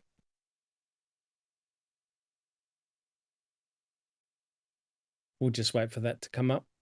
And number 21. Yeah, it? and Dark Side asks a great question. She says, any signs of Teresa? No. That's it. Didn't even That's ask it. that. That's it. Here's the clue. Think about it. You don't know Pam Stern. Pagel doesn't know Pam Stern from a bar of soap, right? Uyghur doesn't know Pam Stern from a bar of soap, right? Allegedly. No one, Pagel or Uyghur asked the obvious fucking question. Any signs of Teresa? Any signs of blood? Any signs of violence? Any evidence? Nothing. Zero. yeah. They're No concerned interest. about a car. They're Yeah, concerned about a car. That's right. No interest. Check 61. Yeah, no interest. We picked that up right away too. No urgency as to you got the car. Is there any sign of Teresa or anything around there? Nothing. That's the number one question you ask. Is there any sign of Teresa? She unconscious? Did you look underneath? Did you look underneath? That's it. Look in the window? In the trunk, something. Yeah. That's it. Nothing. And guess what? Not one of them said, do you see any blood? Is there a gunshot? Do you see any evidence of a knife, a gun, a weapon? Nothing.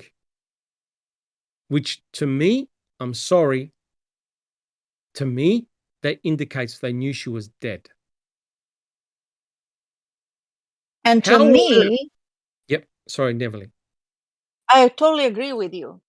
And to me, it indicates that Pam, they took advantage of Pam. They used her in order to get the car on the salvage yard so they could connect Stephen to it. Teresa and Stephen. It's plain as day to me. Because they'd never asked about.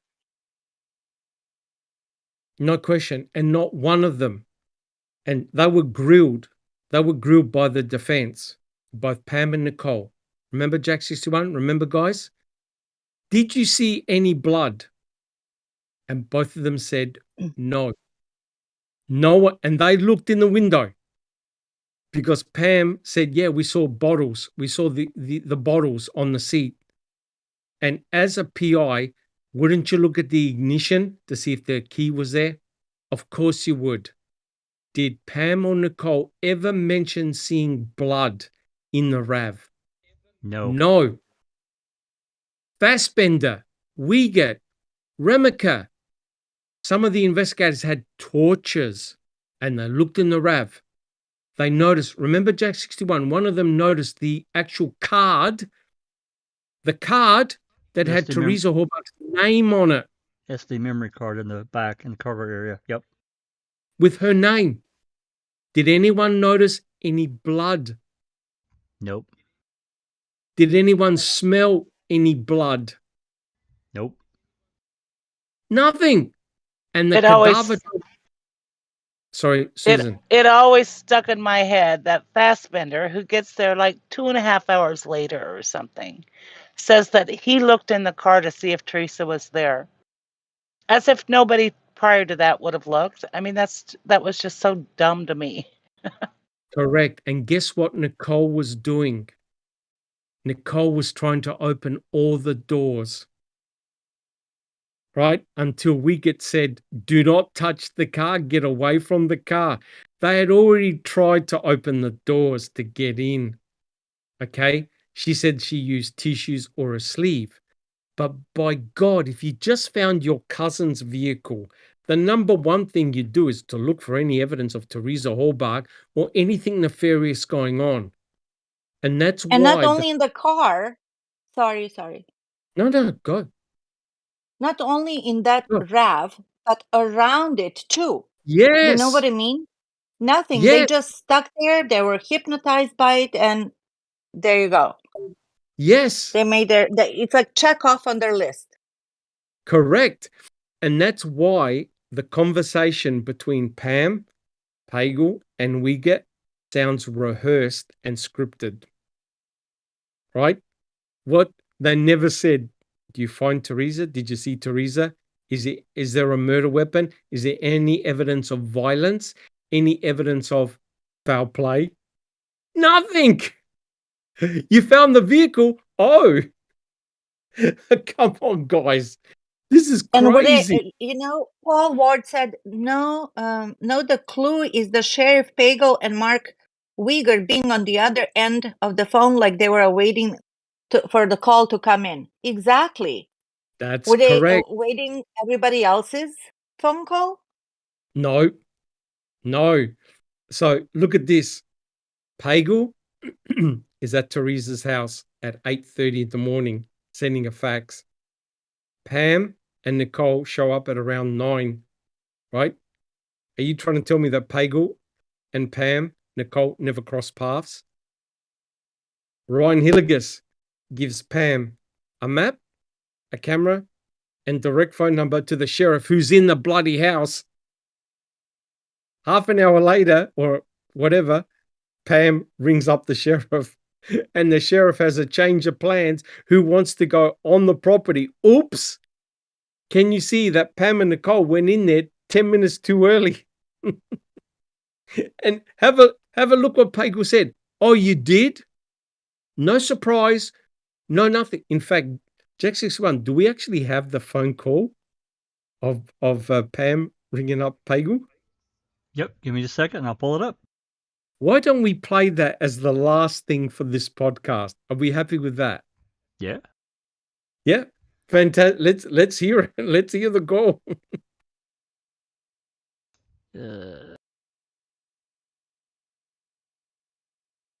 And the important thing is have a listen to their voices and have a listen in particular to Pam Sturm, right?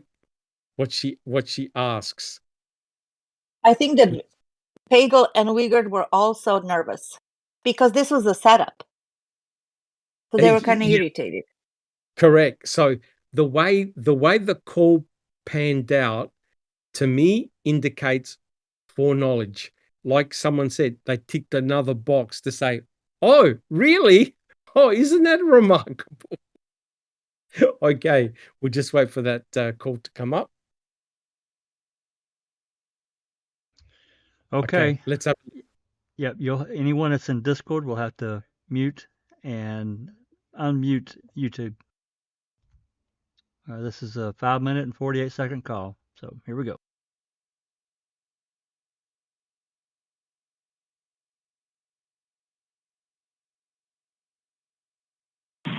Morning, Calumet County Sheriff. Yes, is Mr. Pagel in, please? Sure. Hold, please. I'll transfer.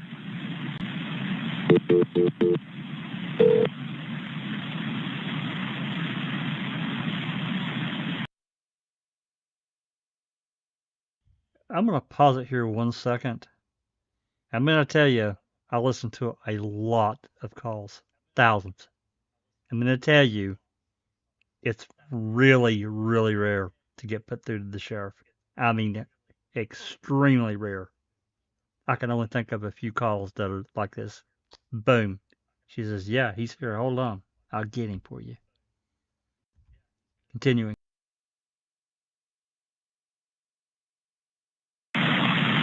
Dispatch. Okay, I called to Mr. Pagel's answering service was on. Okay.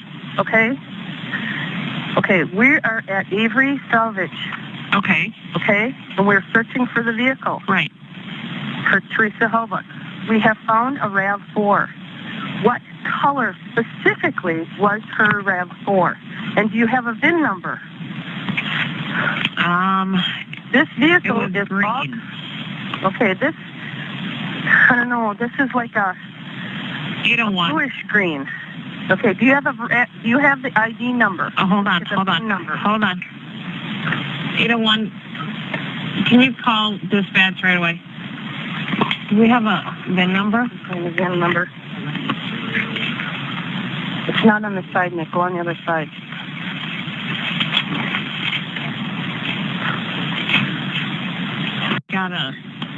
Hold on. Here's Jerry. Hi, this is Sheriff Poggle. Oh, Sheriff Poggle. Hi, this is Pam Sturm. I'm on the search for Teresa Holbeck, and we found a RAV4. You did? It's a bluish green, though. It's more blue than green. We just wanted to know if you got the VIN number for that vehicle. Yes, we do. We do have a VIN number. Can I get the VIN number? I can't find it on the... Where is the vehicle at? I'm at Avery Salvage. Okay. It is all covered up. It's all covered up? Not all covered, but it's got a lot of stuff on it. Branches. I don't have my glasses. Okay, branches over it? Yeah. Where's the VIN number on something like this? Well, the VIN number would probably be on the windshield or underneath on the dash, driver's side. Yeah, driver's side, Nick. Looks through the front window.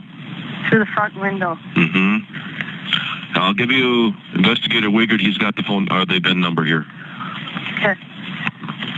Hi. Are you looking at it right now? Yeah, we can't find that VIN number. What color is it? It is bluish green. Does it look like a newer one? Yeah, it's the 99 to 2000. Is there any... More of a bluish green, though. That's why we don't want to put, Is there any license plates on it?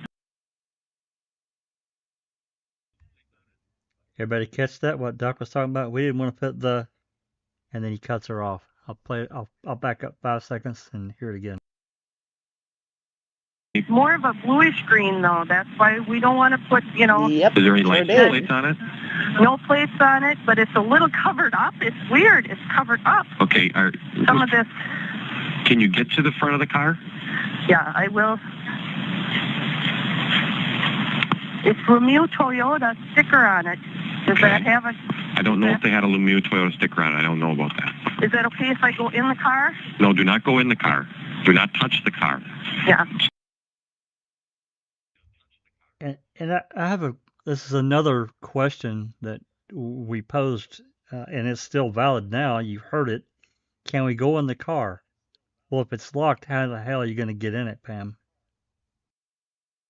Yeah, well, that actually is very, very interesting, and it begs the question: was the actual car unlocked? That's right. And they actually locked it because the conversation was saying, can we go in the car? No, don't touch the bloody car. Hell no. Hell You're no. supposed Yep. to be a PI, though, Doc. That's That's correct. a PI. That's what you know.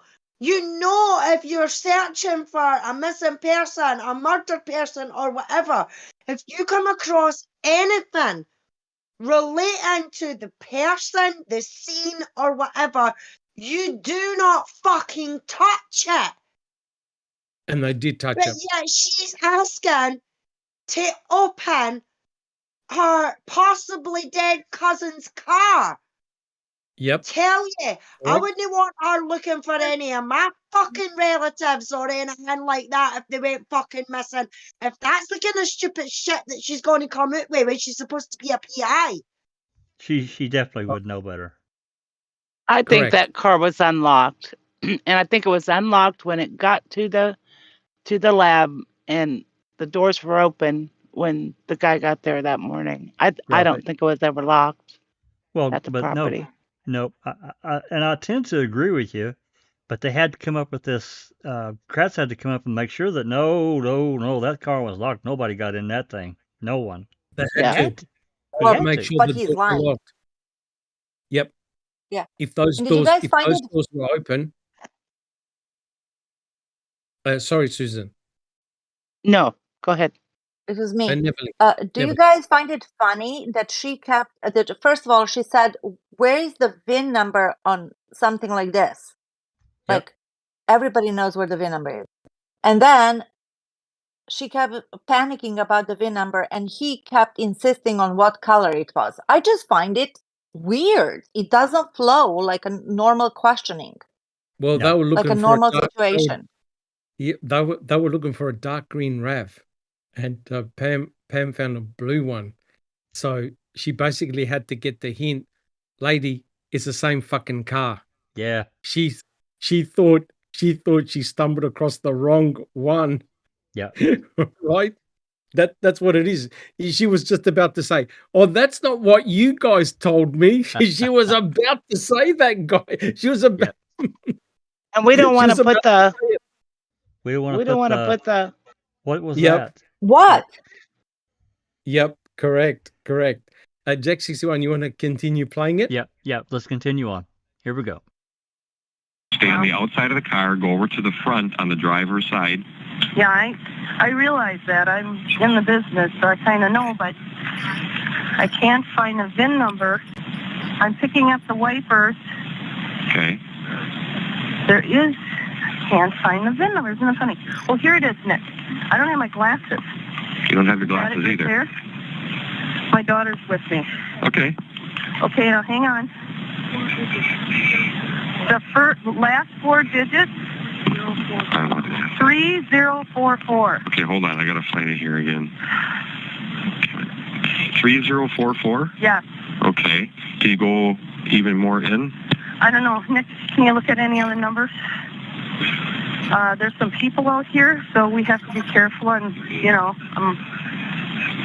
there's some, I don't know if they're employees or who they are, but they're like, okay, Nikki, just... Can you see any other numbers? Yeah. Say it real slow, Nick. Can't see the very beginning numbers, but here goes.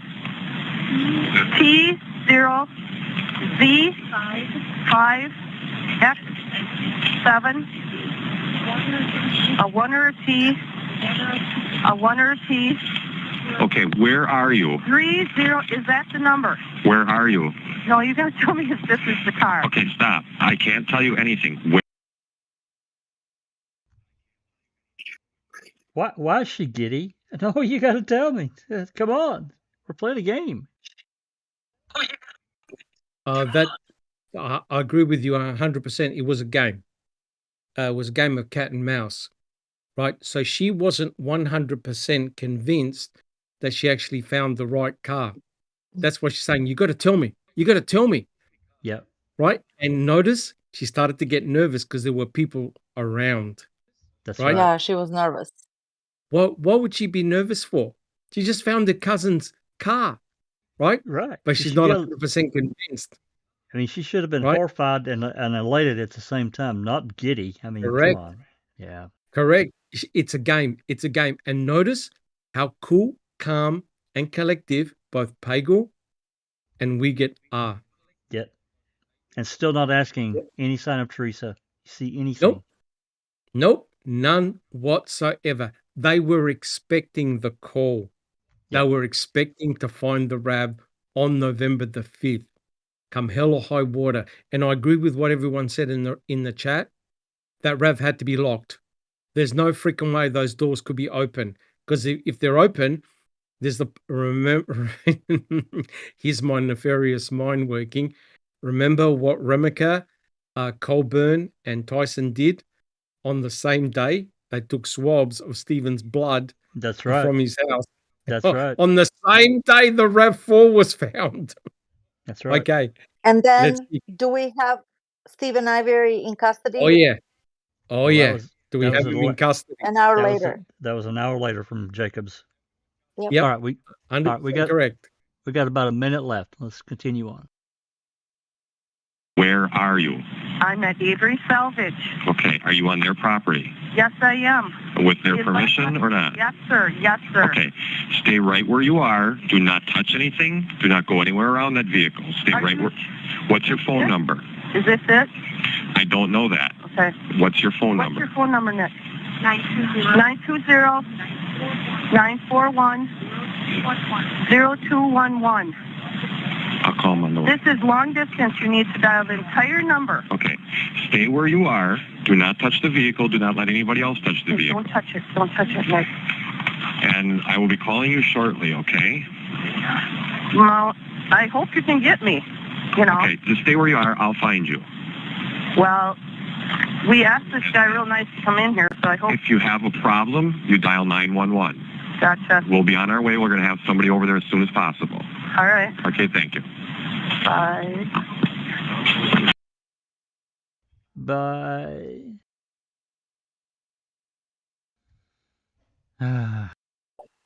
Yeah, that I'm sorry, but that's 100% bullshit. It's completely scripted and badly scripted. And you notice how Pam felt let down? What? You guys aren't going to come over here right away? I'm scared. And notice what she said to Nikki, don't touch it, don't touch it. They were obviously all over the RAV4. Jack 61. Absolutely. And again, Kratz had to make sure to impress upon everyone that car was locked. He had to. Otherwise, correct. The planting is everywhere. Correct. 100% correct. And that also comes into question about how they moved the RAV4 onto the bed truck, right? They said that they had to undo some bolts, but you start to wonder whether they actually opened up the door and put the car into neutral. Oh, I think they had to. I just do. Yep. I think they did those bolts on the way between Avery Salvage Yard and the lab, that extra time to make it look like, As if the police cannot open any car. Come on. Yeah, but you have to admit, it's very weird that neither Pagel or Wiegert asked Pam, is there any evidence of foul play? Do you see any blood? Do you see a murder weapon? Is Teresa there? Is she in the car? Is Teresa there? Correct. There's something really weird going on here, guys. Well, look, we've X61, we've done more than 3 hours. I think we have, actually. I think we've done quite a bit.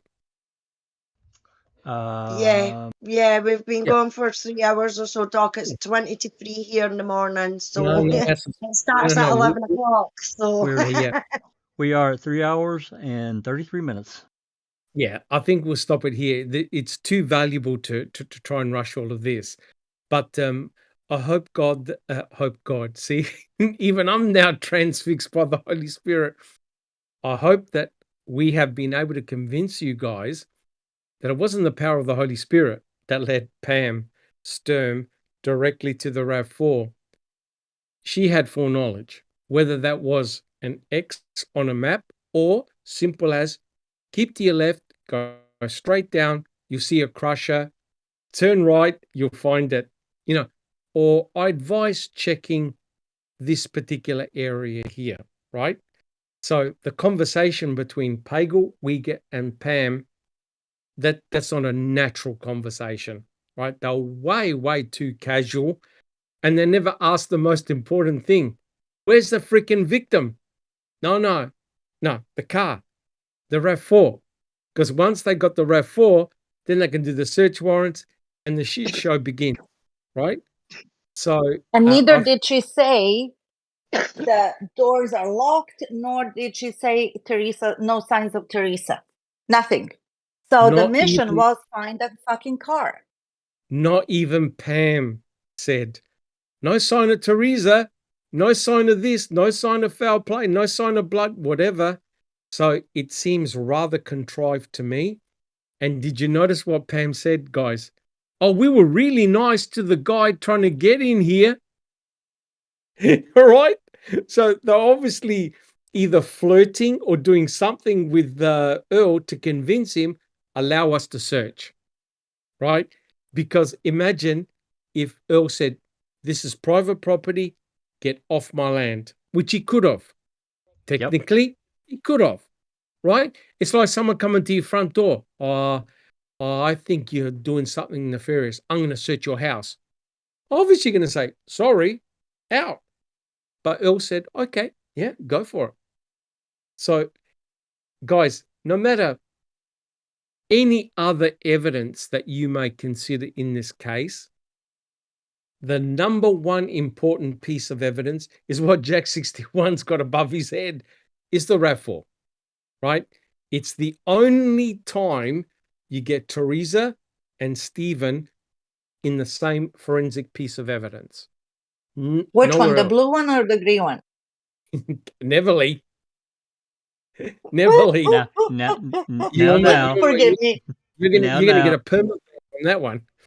Yeah, the one that's permit. Right? Correct. So I think we'll call it quits to the podcast. And guys, if you've enjoyed our podcast, please subscribe, like, and share. Don't forget to hit that notification bell. But the good thing about what we presented today is we use their own official documents, words, videos, pictures. We didn't even speculate, and we didn't even agree when we were speculating, right? So it goes to show the power of diving deep and getting their words and putting it all together to make it as a cohesive story. And you could tell there's something weird going on between Pagel, Pam, and Ryan Hilligus. Absolutely. Right?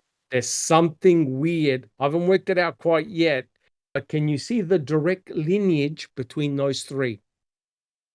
And let me tell you, during the pre-trial, there was a lot of emphasis by Fallon who said, you don't know that person? No. Oh, you don't know that person? No. So Fallon, he knew, he wanted to make sure that there was no relationship between Pagel, Sturm, and Ryan Hilligus. And notice what Buting asked.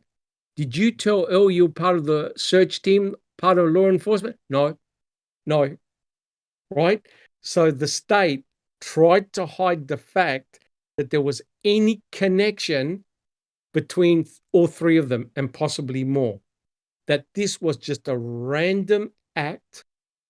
And the only way Pam could explain it was through the power of God. She had no other explanation.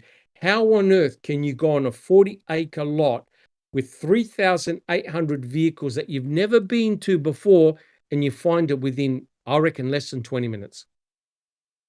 Less than 20 minutes. And Pagel, we get just casual, right? And they never ask about the most important thing, the victim. It doesn't make any sense.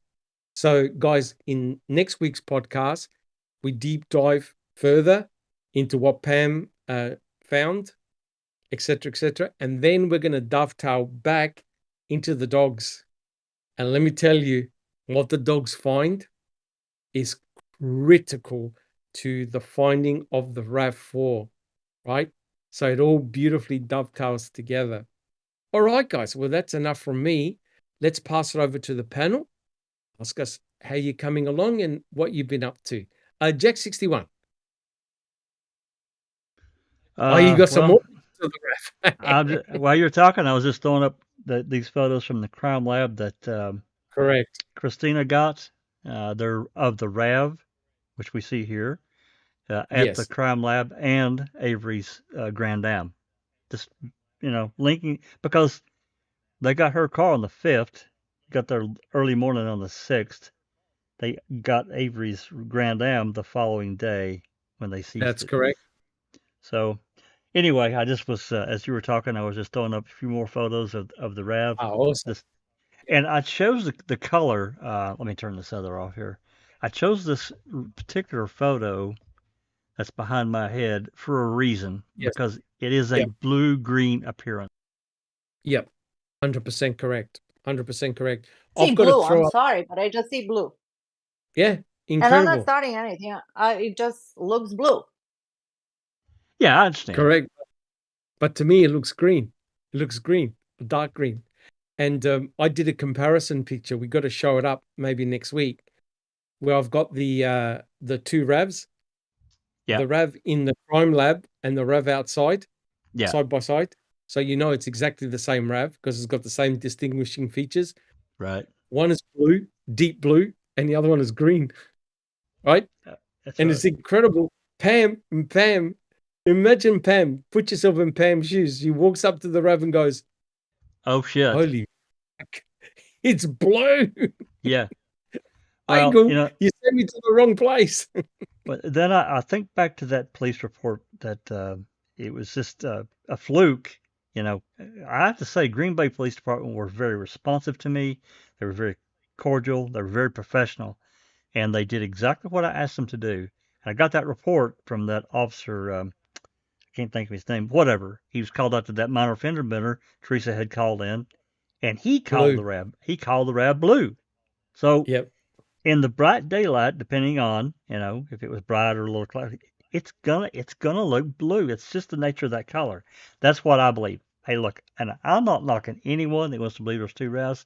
I understand why. I do. I get it. But for me, I need more. I gotta have more to prove to me, Doc and everybody, that there is a second route. I need more. The fact that Yeah, go ahead. Yep. I remember having massive discussions. The mere fact that they found touch DNA on the inner door handle, and they didn't know that till Colhane had swabbed it much Yeah. later.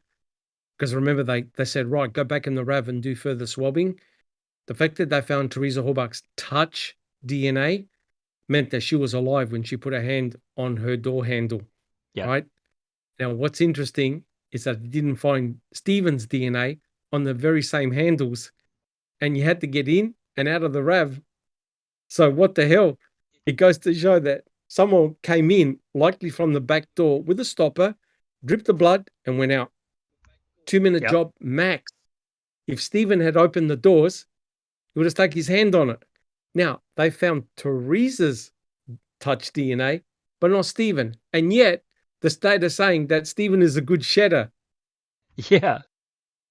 Well, right? Yeah, and that mess of blood that was all over that CD case, it wasn't just a drop. It was smeared. It was smeared. It was shit everywhere on it. That's indicative to me somebody was in a rush in what they did. The blood They left Yeah. They left the rest of it on the CD case and smeared it. Right. Correct. So, correct. Anyway, this has been a great podcast. I'm glad that you were able to show this visually what we feel. That's so key. Yeah. It points it straight in your face. And from a timing standpoint, it's really, I don't know how there can be much around that. I really don't. If somebody else can explain it to me, I'm all ears to hear it. And I think you are too, Doc. But I just don't think we'll ever see it. Been busy this week. A lot of different podcasts. Rhonda's been extremely busy on her case with Daniel's case, and Cherie and Kay. They've done a fantastic job. They're getting some of the trial transcripts and so forth, and awesome. Did the opening statement, and oh my God. Anyway, did a couple of podcasts, or did podcast the live with Jeff the other night, and Calf, and that was good too. We showed some photos and had a good conversation. And Excellent. Then of course, all the stuff with Baresh, been dealing with that. For tomorrow for the open mic, I'm going to stick with the depositions for one more week. The two coming up are Beverly Badker. She's first. And Beverly and Brenda Peterson both worked in the DA's office. So we're gonna do Very interesting. yeah. We're gonna do Beverly's first. Well, I'm just doing them in order. She was first, and then Brenda's was the longest deposition of anybody's. 180 pages or so, I think. Wow. Yeah, she was up there a while. But they were both in the DA's office. I think they're important to get read. So that's what we're gonna do first. And maybe we'll see when we're going to get back to the dispatch calls and radio transmissions, but I want to get some of these in. I think it's important. So But that's where we are. Yeah. But thank you, Jackson. But isn't it incredible how we can put up all the transcripts and pictures and then play a phone call Yep. between the people that we're talking about, and you can hear it. We're not making it up. You can hear it. That's right. Right? You can hear it yourself. It doesn't make any sense, right? Now you compare, and Neverly, you'll back me up on this. Some of the 911 calls that people do, they've got terror in their voice. Yes. Pam Sturm was giggling. She just found her cousin who's been missing for several days, and she goes, "Oh, please tell me, have I got the right one? Have I got the right?" And then myself, you got to be kidding, right, Neverly? Most of the 911 calls or calls to police officers, there's terror and fear in their voice. No game. You can barely understand what they're saying. Yeah. Correct. Now this was too good. Is that any other comments, Jack 61? No, that's it. Hope everybody can join us for the open mic tomorrow. Thanks for coming today and all the great conversation. Tomorrow at 5 Central. Fantastic. Thank you so much, Jack 61. Alice, how about yourself?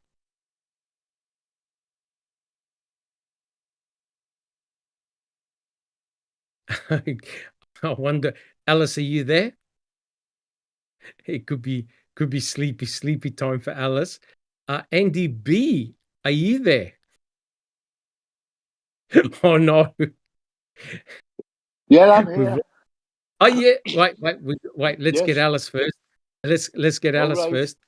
Yep, Alice. What time is it? I had to switch between YouTube and Discord there to get back onto the chat. It's doing okay, Doc. It's been absolutely glorious here for the last week. So I think I've got a wee bit of sunstroke. We're being out in the garden and walking Loki. So feeling a bit tired and that now. So, but other than that, yeah, doing okay. Brilliant podcast tonight. Thank you. You've just reinforced my own opinions of the Pam Sturm story. So you've amplified that, and I know I'm not gone crazy because you came to sort of the same conclusions. So fantastic podcast, and thanks to everyone in chat for being here tonight as well. Thank you so much, Alice. Much appreciated. NDB. Hey. Yes, another great podcast, Doc. Thank you. I'm doing well. Putting the finishing touches to an album tomorrow, so I've got that to look forward to. It's raised a couple of questions. The pre-trial hearing mention of the hunters and the woods. On the 3rd, could Colburn have driven across the cornfield and found the RAV at Cuss Road? That is a possibility. That's where Steve saw the lights. So, does that timeline fit? Could he have been, I'll take a shortcut to the Zipperers, or something like that. So, yeah, lots to think about. Thank you very much. Thank you, Andy B. Much appreciated. Thank you. Next, we have I Don't Recall. Yeah, I found it fascinating too. Again, like they all have been. The thing that I didn't know was where she says in the transcript about put the, and so that's got me thinking what that could be. So thank you. No, not at all. Thank you. I don't recall. Thank you. Next we have Susan. Susan. Yeah, great podcast, Doc. I agree with Sheree. That was that's a head scratcher there. I wish she would have finished her sentence. Yep. Yep. 100% And, correct. and I just want to point out to Jack, Mr. President commented on how impressed he was, how you can come up with calls or files or anything like that so quickly, and it is very impressive that you can do that, brother. So anyway, it was a great night. Thanks, Doc. Thank you very much, Susan. Oh yeah, and that's why I love working with the Foul Play team, because we all got our expertise and the knowledge of the panel, and also people in chat is phenomenal, right? And it's great that we can now present it as a story in a logical manner, and we can use a multimedia approach. And Jack 61 is a wizard at putting it all together. So unreal. Thank you so much, Jack 61. Thank you, Susan. Next we have just Rhonda. Hi, Doc. Thank you. They just get better and better. That's for sure. Just more information, little nuggets of stuff that I don't know. I think sometimes I overlook the smaller things, and the smaller things are typically what kind of cement something together. So, just like Jack said, working on trying to be consistent with my lives on Daniel's case, and the timeline that we have going, that Kay is really working the most on, is really, I think, working effectively, trying to explain the goings on of the Oklahoma City Police Department and investigators and whatnot. But so I feel like it's giving a lot more. What's the word I want? For those who maybe are sitting on the fence or who aren't convinced of his innocence, of Daniel's innocence, I think it might be starting to show them that, Credibility. Yeah. So I think that's working out really well, doing a timeline the way that we have been. And I am working on hopefully having at least the beginnings of Janie Ligon's trial transcript in the next couple of weeks, so we can read that. Wow. Get that started. So that's what we're doing. And awesome. Thanks for all of your support, Doc, and all of the support from Foul Play, and all of those from Foul Play who check in and watch when Jack streams my lives. That's also really been helpful and interesting. So I want to thank everybody for all of the support and help. Thank you so much, Just Rhonda. Anytime that we can help out, we all help each other out. And I think some interesting things are going to happen in that case. Things are happening, which is awesome. Thank you so much, Just Rhonda. And finally, we have my partner in crime, Neverly. Hello, boss. Or should I say professor?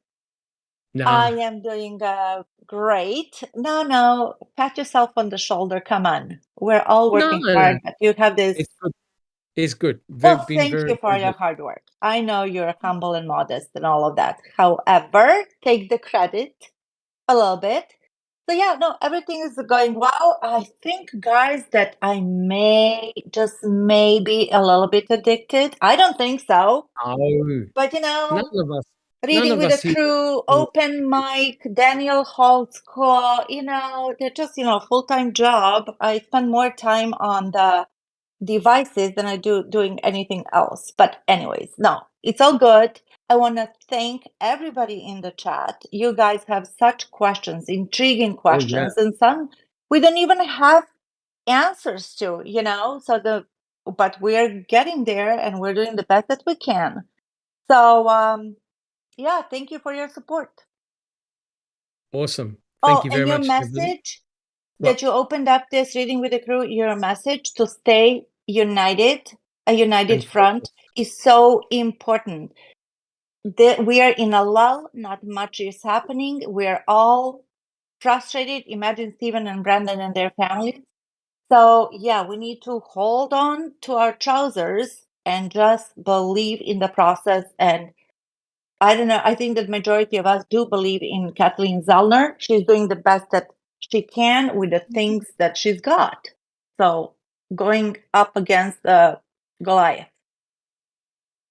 Yeah, 100%. It would not be easy for her.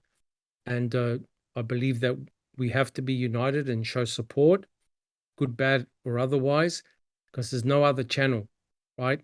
And, while people are arguing amongst each other, it's not going to help the boys, right? Ultimately, we want to prove that they're innocent and there is justice for Teresa Halbach, because if Stephen and Brendan did not do this to Teresa Halbach, it means that there's one or two killers still walking the streets, right? So, it's important to eventually get to the truth, show support. All right. Well, that's enough of that heavy talk. Again, guys, thank you so much. I'm Dr. Silkman from the Foul Play team, and we'll all catch you tomorrow. Thank you, guys. And this has been a Foul Play production.